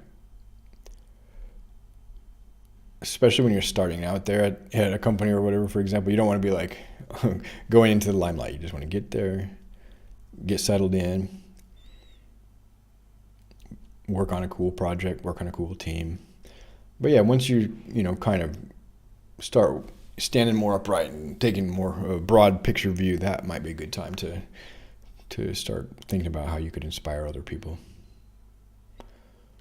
Could be like, for example, those meetups and things like that. Oh, that's a good Discord. Dang. How did you get that one? That's cool. Yeah, let me add you on Discord as well. Let's see here. Streamer mode is active. That's cool. I like that.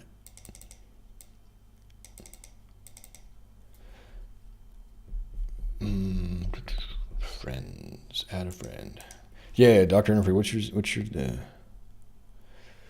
Discord?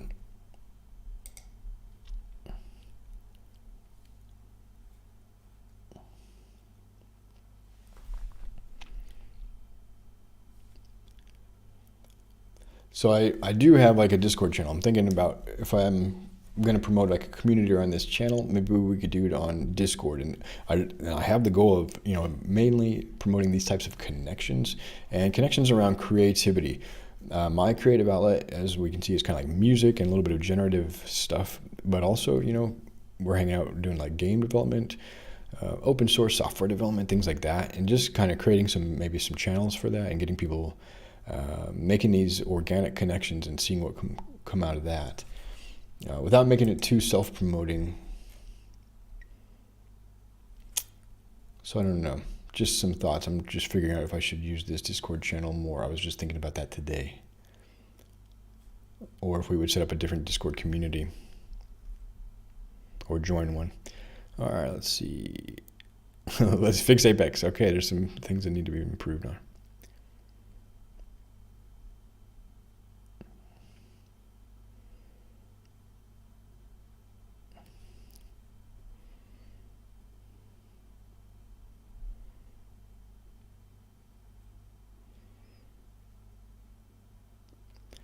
Yeah, Dr. Unafraid, what's your Discord name? I'm not really using Twitter much. I'm kind of disengaging from that one. But yeah, all right.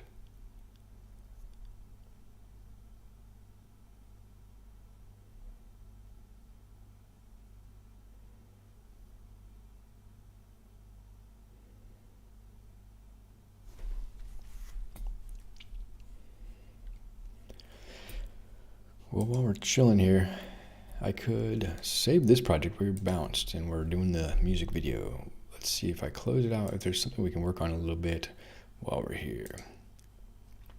And this spring cleaning project, it's maybe something we could take a listen to see what the state of it is.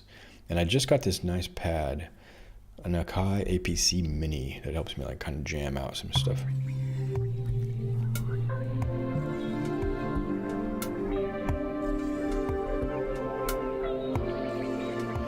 Yeah, this one's kind of chill.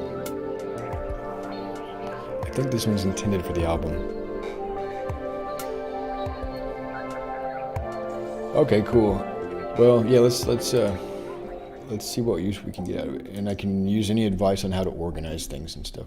And I'd like it to be a general purpose, not just about me. But I don't even know much about it. So here's the.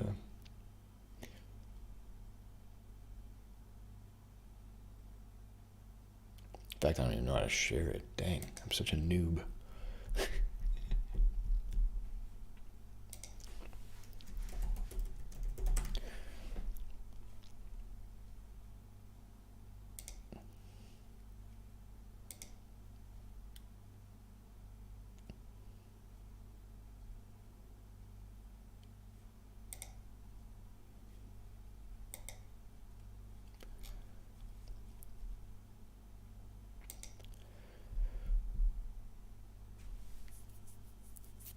Yeah, I'd appreciate some help building it.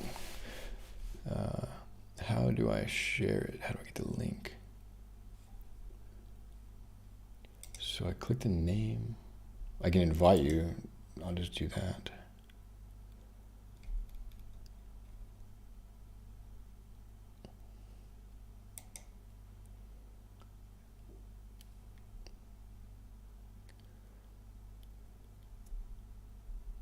Yeah, I'm gonna be doing some music tomorrow, but you're gonna.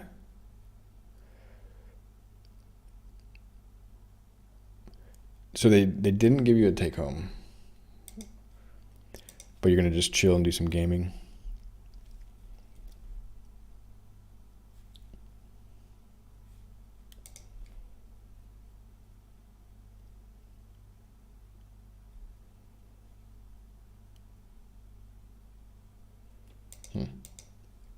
How the heck do you get a server link on Discord? What the deal? So I click my name. It says invite people. Oh, never mind. Found it. I'm a ditz, dude. I'm telling you, my brain is fried. I'm only at middle age. I'm really concerned about my brain deteriorating. But, you know, it is what it is.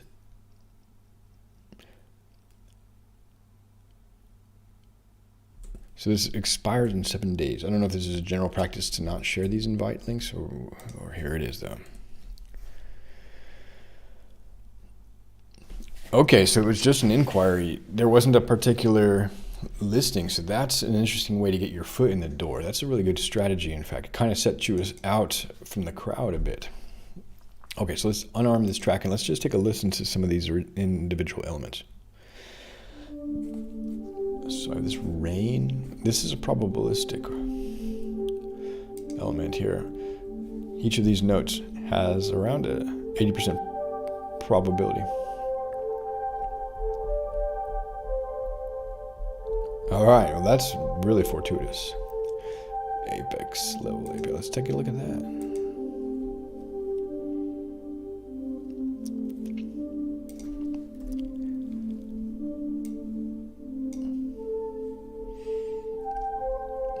Nice, and then I can play this music in the background.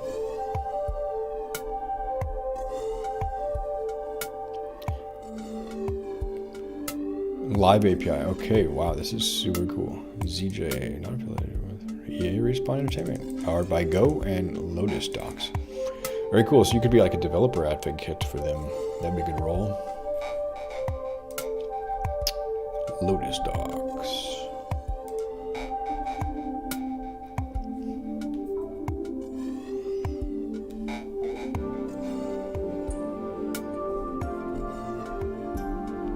I like this track, it's pretty chill. I think I was working on it a while back on stream. Alright, so you're basically able to list match details. Oh, and it even has an event and timestamp of all the things, okay, like kills and stuff. Or like outcomes, or just engagements, I guess, because there's not necessarily... Ah, I see. Damaged, killed, okay, different types of events. Wow, this is pretty cool. And does it have the attacker position and stuff? The player string? Player is an object. That's really cool. Oh, this is nice. So I've watched sometimes on the esports, I'm watching the, dang it, what's the name of that arena combat game that the space is always shrinking? It's a big outdoor place. It was one of the first ones that made this genre popular. I think all of these were kind of inspired by, what the heck is the name of that one? Anyway, yeah, you can, PUBG, that's right, yeah. H1Z1, nice. Let's see what that is, H1Z1. Ah, okay, so this is like the OG one that PUBG became one of the big popular ones. Interesting. 2015, when was PUBG released? Anyway, I was thinking of Hunger Games. I think a lot of these, basically, this genre became very popular. You know, it's in the culture. It's like the water rises. And Hunger Games was one of the first sort of popular.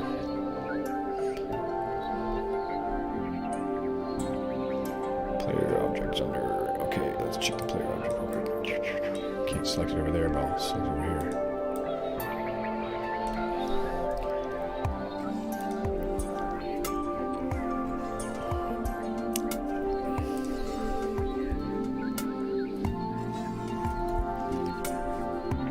A vector 3, the player's position at that point in time. Okay, cool. And so then when this combat event occurs, this player is that position in time. Pretty rad. And the angle they were looking at, oh, this point field of view, dang. Quite good detail. And this wasn't publicly documented, or how did you suss all this out? Yeah, that's pretty fun. That's cool. Like interactive map visualizations, playback. There's this game called 0K. It's sort of esports oriented, and all of the games on the public servers, you can watch all the playbacks. So the game itself records all the matches, and it simulates all the projectiles and all that stuff. And you can just see it. And right now there's 147 players online, so it's not as popular, of course, as like these other games. But yeah, I was just really impressed by the esports aspect of it. And there was some commentators on YouTube that would get all excited about the matches. And they would watch the historic matches. You could suggest for them to watch one. And I haven't played this one in a while, but I went to Berlin like several years ago, kind of work trip, and I met one of the 0K players. I was like, hey, I'm coming to Berlin, you want to hang out? And we went to this kind of a maker space or hacker space called Z-Base in Berlin, and met up there. I think that's what it was called, Z-Base. C-Base, probably. C-Base? Not now.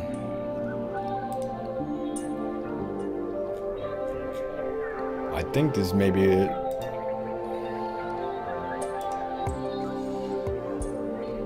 No, I don't know what that is.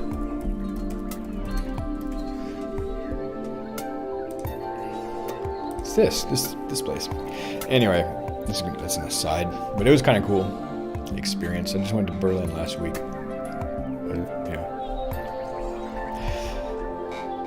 Yeah, it's the same idea though. Just you meet people, you meet community. I think these are the really important parts of social networks and games. Bringing people together. Music, Berlin is a really interesting city. There's a great music scene there as well. So I had a good time checking it out.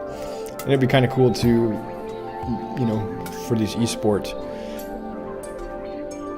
data, if you could connect the players somehow as well, give them more social aspects while they're, some commentary or ways of matching and connecting after the games. Player names, so that each player has like basically their username, I guess. Team ID. Yeah, I'd like to try that sometime. Okay, so you're already cooking this up. You got some great ideas going on, it sounds like. Very cool. Well, yeah. Oh, there already is. I'm sure that makes sense. My ideas are, what do they call that? Spring, or flower blooms spring everywhere. Like, ideas are in the air. That's cool. Yeah, I think the 0K also, it's a bit social, and you have friends and stuff like that, and then you can squad up, and I was part of it. Like, they have factions and all that good stuff. Alright, let's hop back over to Bitwig. So I have some sort of ideas on how I could sort of start making generative music, and essentially, this is one of the first prototypes. This one kind of plays itself. I started playing, and then there are these next actions that can play sequentially or randomly. Dr. Interface is still chilling. Cool.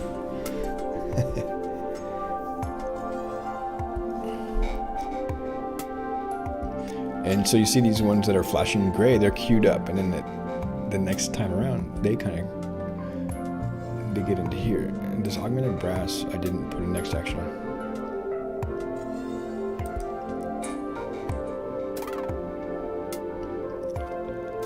It's good, I like this. And the one idea is that there should be some silence interspersed. So the next action should be, and I think if I just do this kind of randomly, this is the idea. So we can do this random and block. If I set the next action for all of these, we'll get some generative music. Random and block. This Bitwig is so good.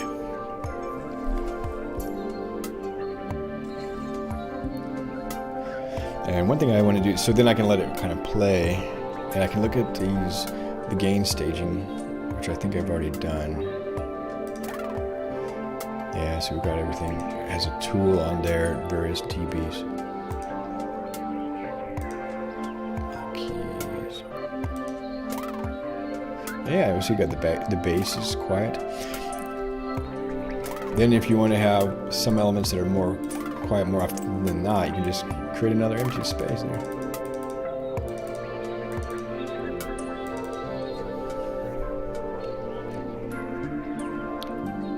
And this is sort of like, you know, game atmospheric music. You can do this similar approach. You define a block of a particular mood or modality. Then you leave an empty column and define another block that could be like the opposite modality. And somehow, then to queue up the whole other block, you just trigger the first scene and let it go. So let's try that. That's the idea of the generative music. So let me stop everything and just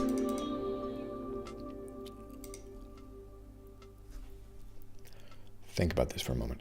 So if I alt drag this, now we have a new block. And this is inherently generative. Every time it plays, it'll be different. And this device, it has a slow attack. But one technique I want to mess with is these repeats.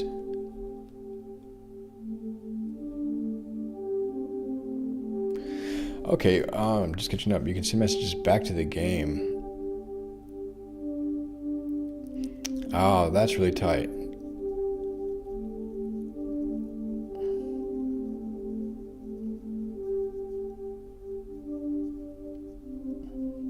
Yeah, then you can do like cinematography and stuff like that, in-game cinematography, or have multiple cameras probably transitioning between different players and different combat events.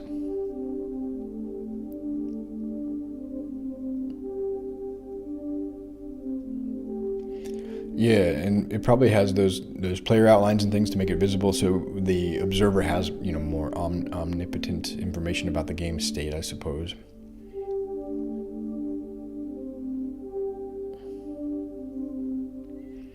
And there's probably some like latency or lag, so, you know, to reduce. So like this would be, I don't know, this isn't the same. I'm just dragging the same thing over here. So let me think here for a second. I could actually just, for B, do different instruments with the same melodic material. This is a good idea. I'm not going to limit myself in this project to... I'll use something from UVI to only Bitwig. So let's branch out a little bit.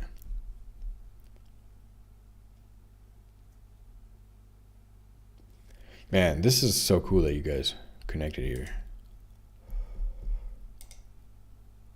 All right, what kind of harmonic constants do we have? We've got some chords and some notes, so I can probably do an arpeggiator.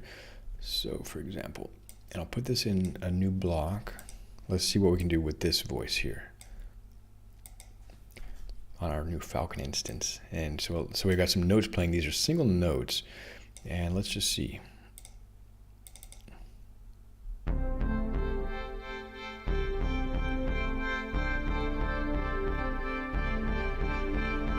This is totally an experiment, so bear with me.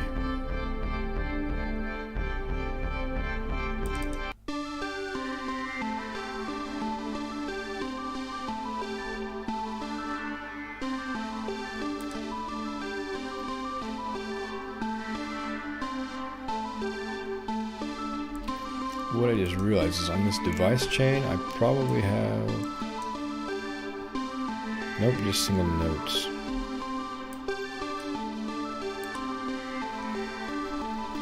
So if I alt drag this out, then I just pop it down here, it's going to create me a new instrument. And for this one, I'll add also UVI Falcon. I really like UVI. What they do is very interesting.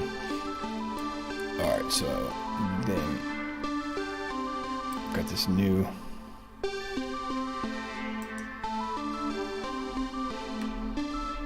these two new elements.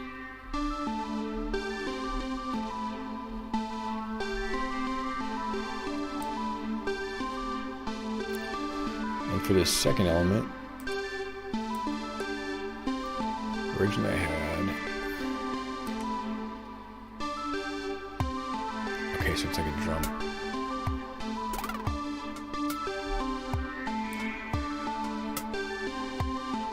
It sounds good though.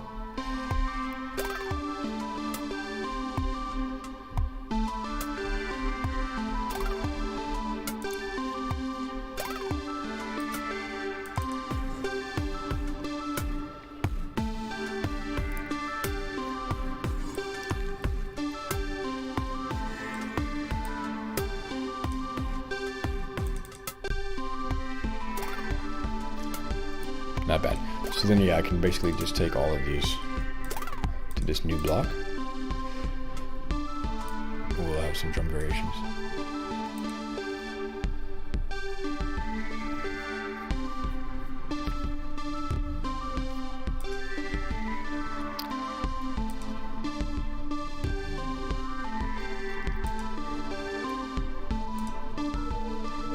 I don't know if this is going to work for all of these. We're going to try though.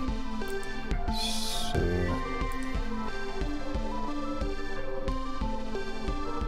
these are basically the same though.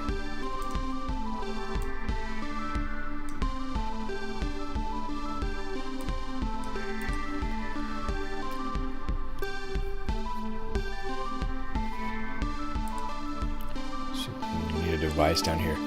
Let's do something from Arcturus. Or let's do some orchestral strings.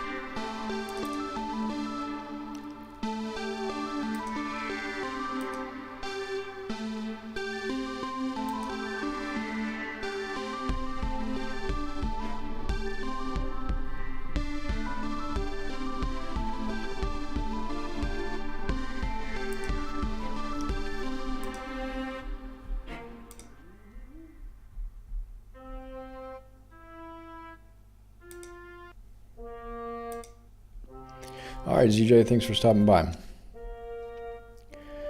Have fun playing with your buddy, Age of Empires. Sounds like an engaging, it's pretty deep, a lot of depth to that game.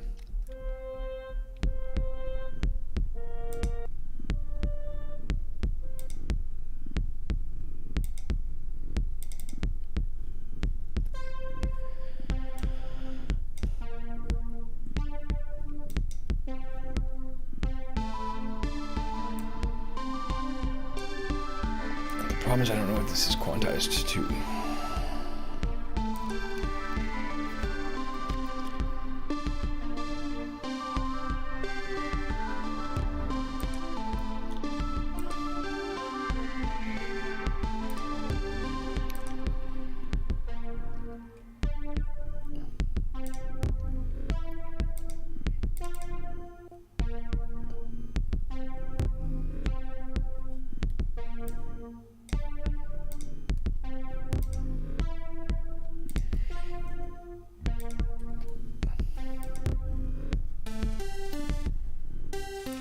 Oh, okay, I was mistaken there. There is something in here.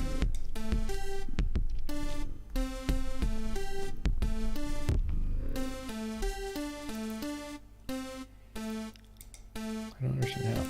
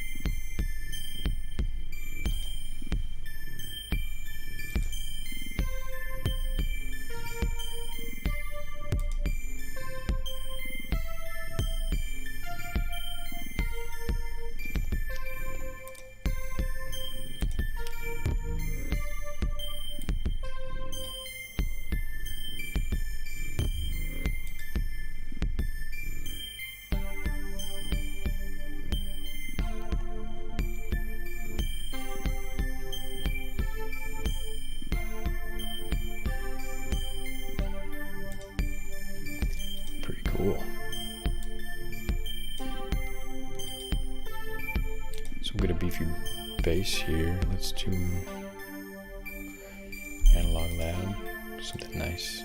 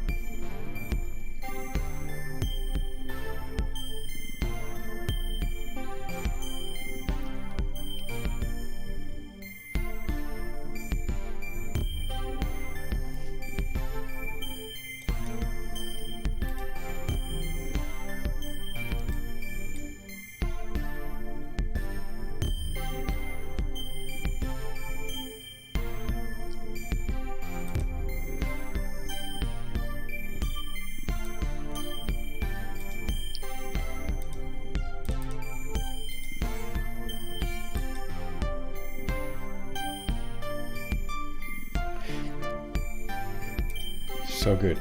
Just the same timbres, same harmonic material, different timbres.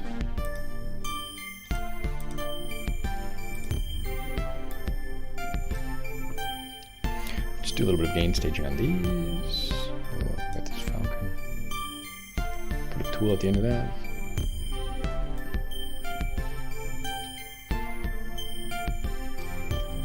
Probably raise it up.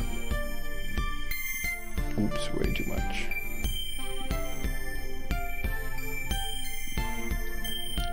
So what is that, about 7? Not too harsh. I'll roll off some of the harshness in a minute. Now this falcon is percussive. Let's see if I can rename this. Let's name it here.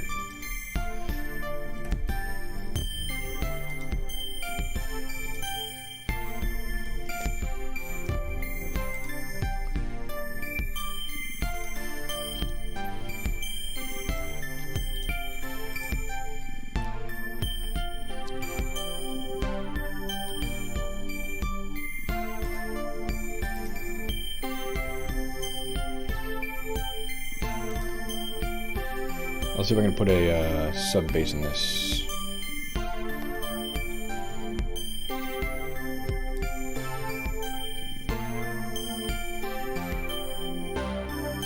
That's a good one. Or just drop it down an octave. I think we'll be good.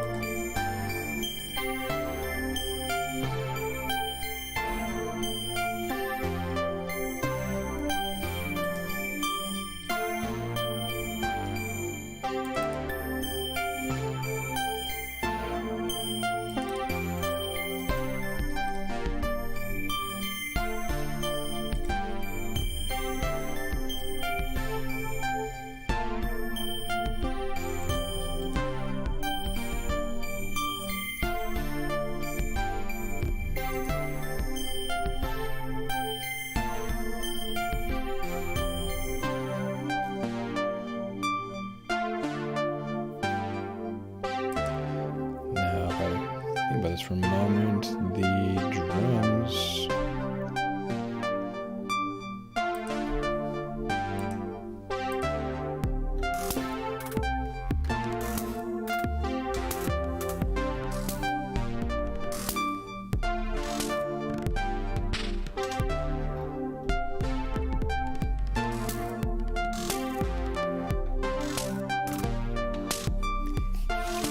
I see what it's doing.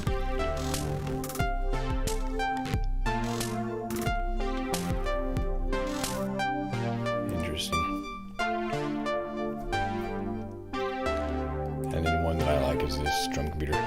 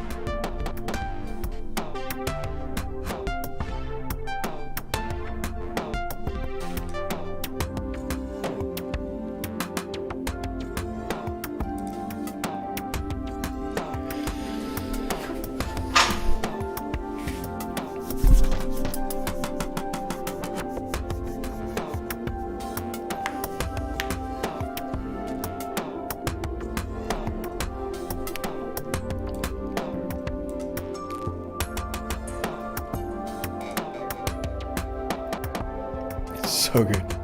So good.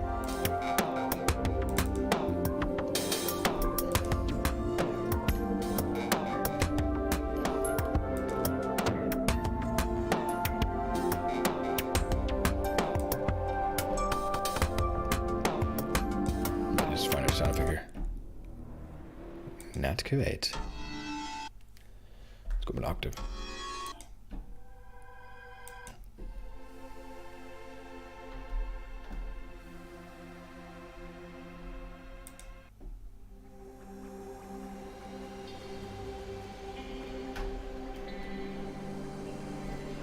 Maybe. Let's see what we got here. If I hold down Option, and then down there, and then the drum computer can be at the bottom of it.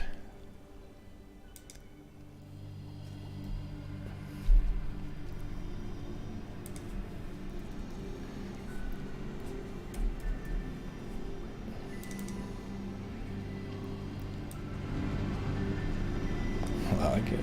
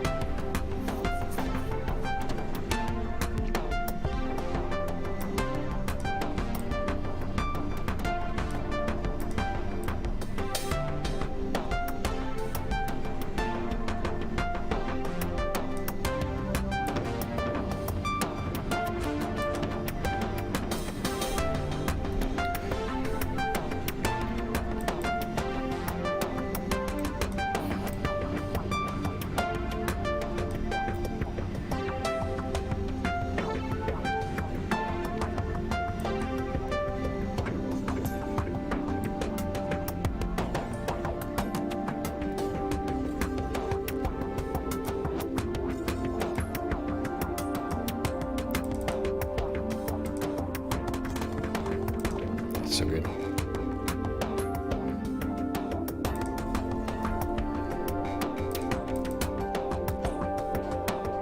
So we got where'd my elephant go? What the ding dong did I do? I clicked over there. Now on the modulation on the mix.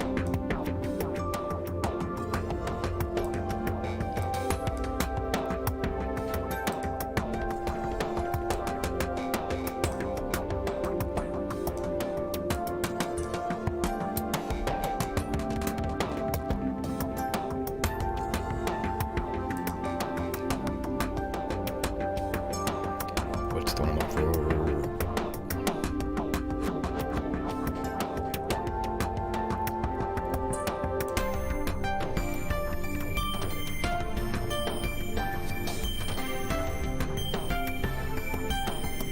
Steps.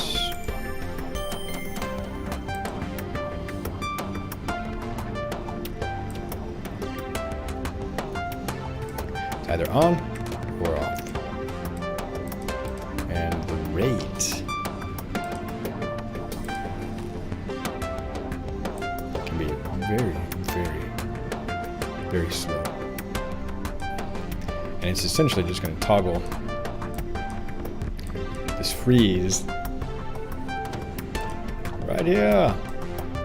Boom, toggle it.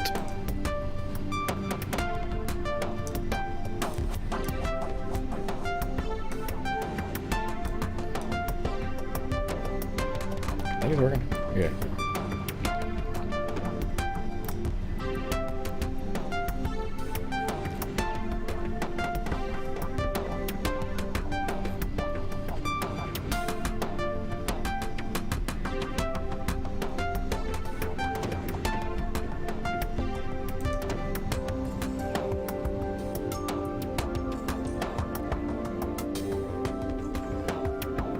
That's the general idea. A, B, similar harmonic material, just different timbres and some random glitch beats. Wow, came together pretty good.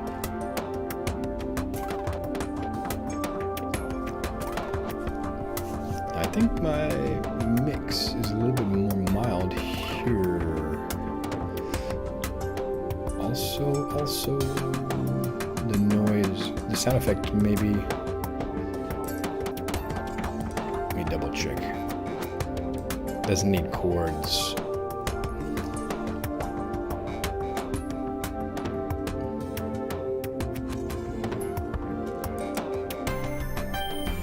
See, it's much brighter. It's like much more powerful.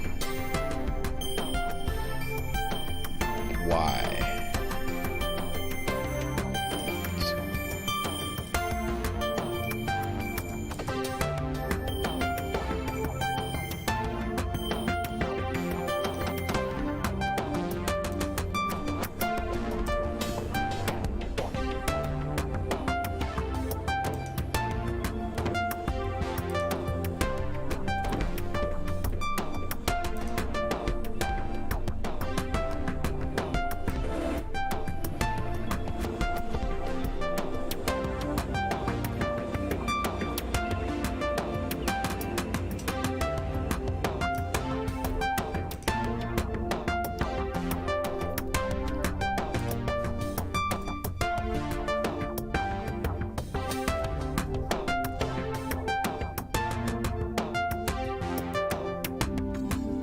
It's a bit better.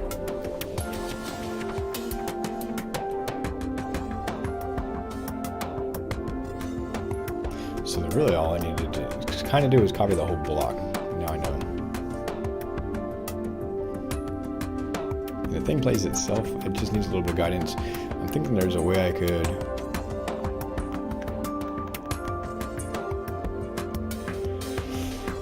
not sure how to trigger the whole thing to move to the next block. Or if I wouldn't need to even. Maybe I won't, I don't even need to. It's the same harmonic material.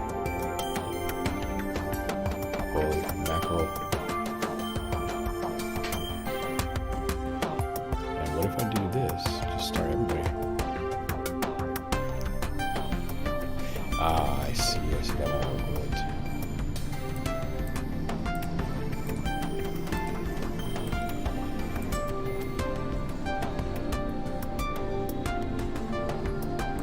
Well, then in that case, it's just this.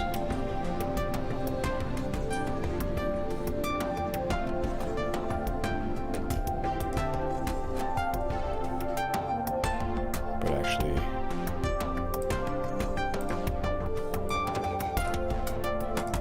this.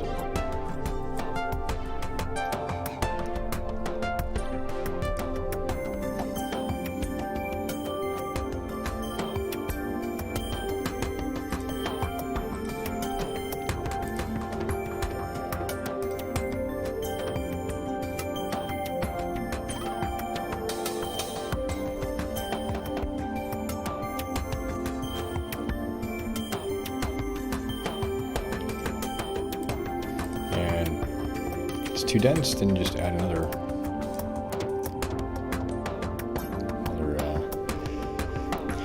set of empty blocks.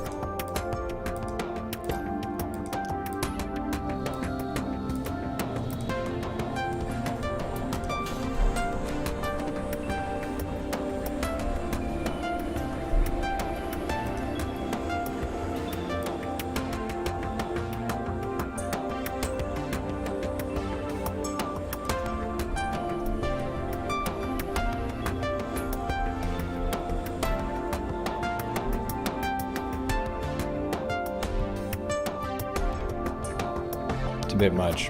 It's not too cohesive. Okay. The 2 blocks was a little bit better.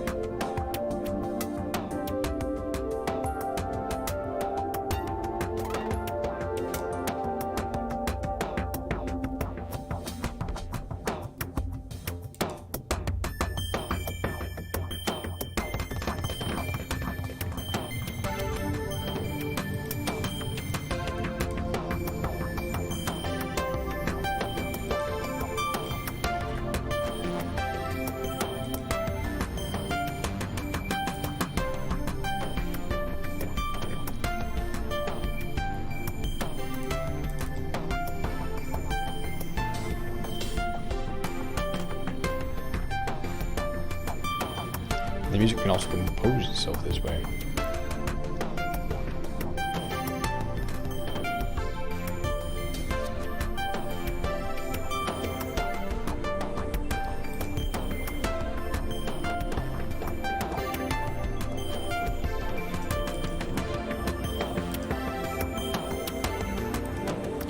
In terms of the arranger,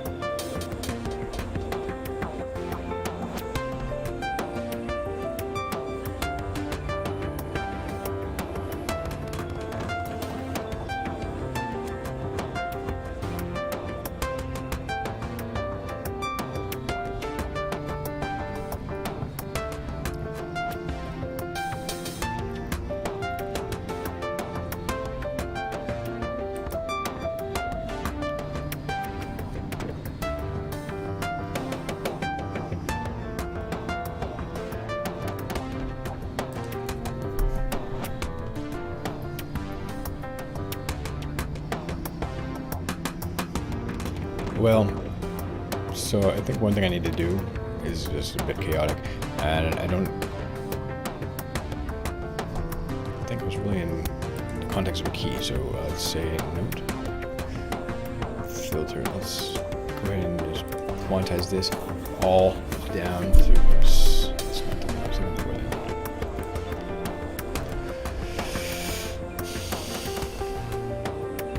I think it's just quantize. Things they don't have a pentatonic. No, that's not what I'm looking for either. Scale? Key filter? Yeah.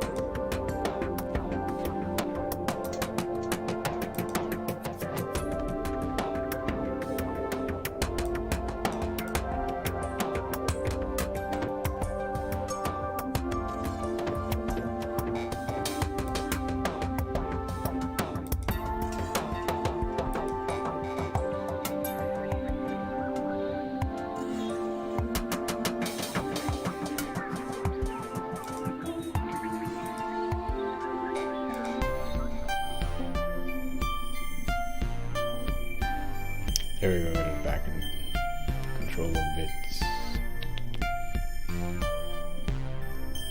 Drum computer, I can't slow the damn thing down.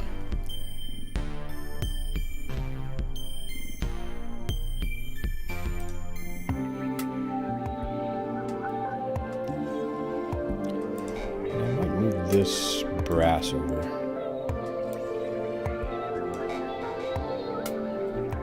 See how it sounds.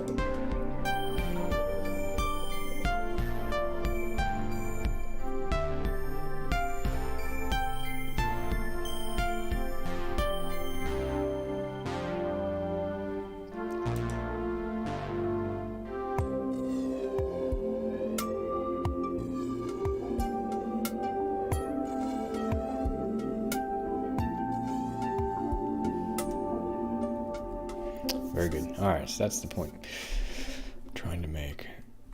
Find the balance. 80%. I want to check this video out today. 3 hours. It's also 10 o'clock. I'll have to check it out tomorrow. Don't get too carried away. So I've struck a good balance. We took it from the original composition, which was roughly 1 block. It was a nice, mellow, relaxing thing.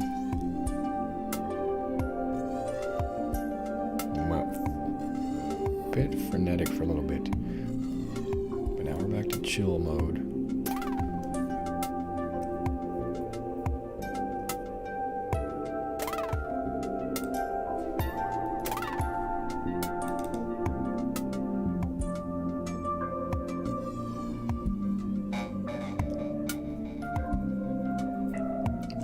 Birds soon. Doesn't sound like it. Let me check my random block again.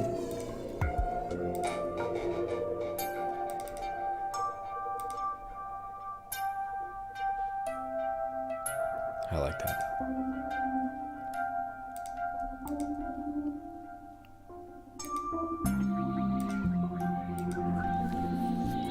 There they are.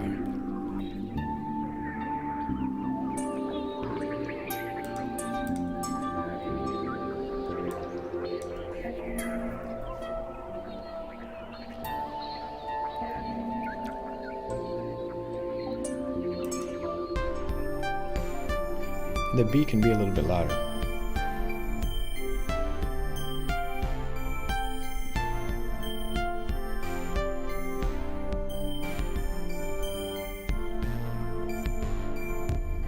Ooh, nice.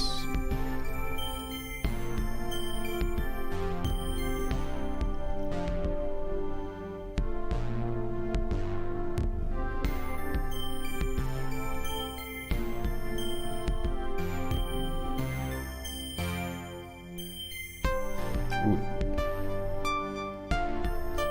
Yeah, it's writing itself.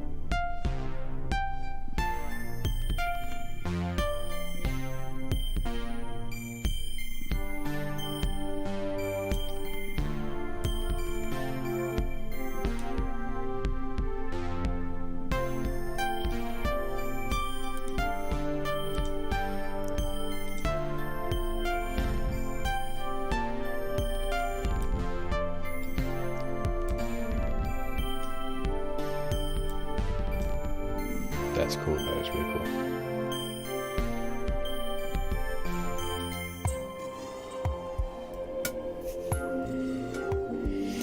This one's super experimental, but kind of relaxing.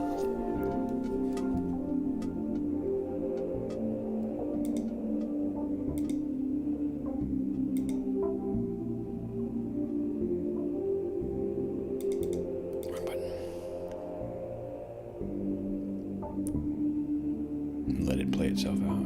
When it gets to the empty, then I'll stop.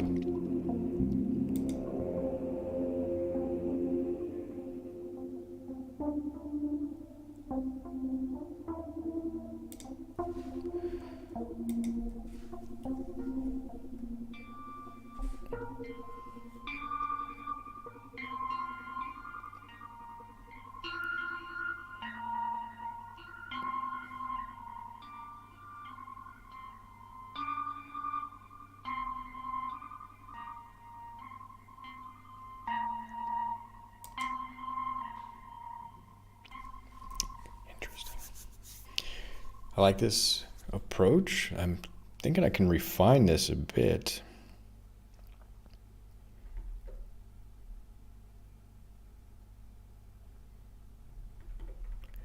In conjunction with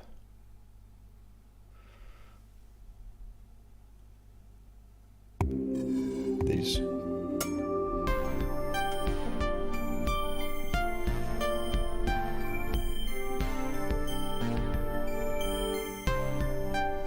Keys here.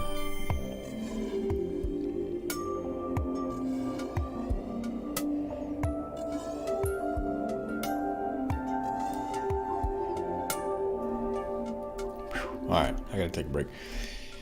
I was just hoping to see this video tonight. But all right, this has been another live music session. It's been really fun hanging out with ZJ, Dr. Unafraid, chatting, learning more about ZJ's job interview, an opportunity to work at EA, and Dr. Unafraid's esports channel and skills. It's really cool when people can connect like that. We can all just kind of hang out. So trying to find some more, neutral way of hanging out. But anyway, I figured I would share this music creation session, and hopefully we'll create a little bit of a Discord server and get creative people together and see if we can make some more serendipitous connections. All right, well, thanks for checking out the video. I hope you're doing well, and have a great day.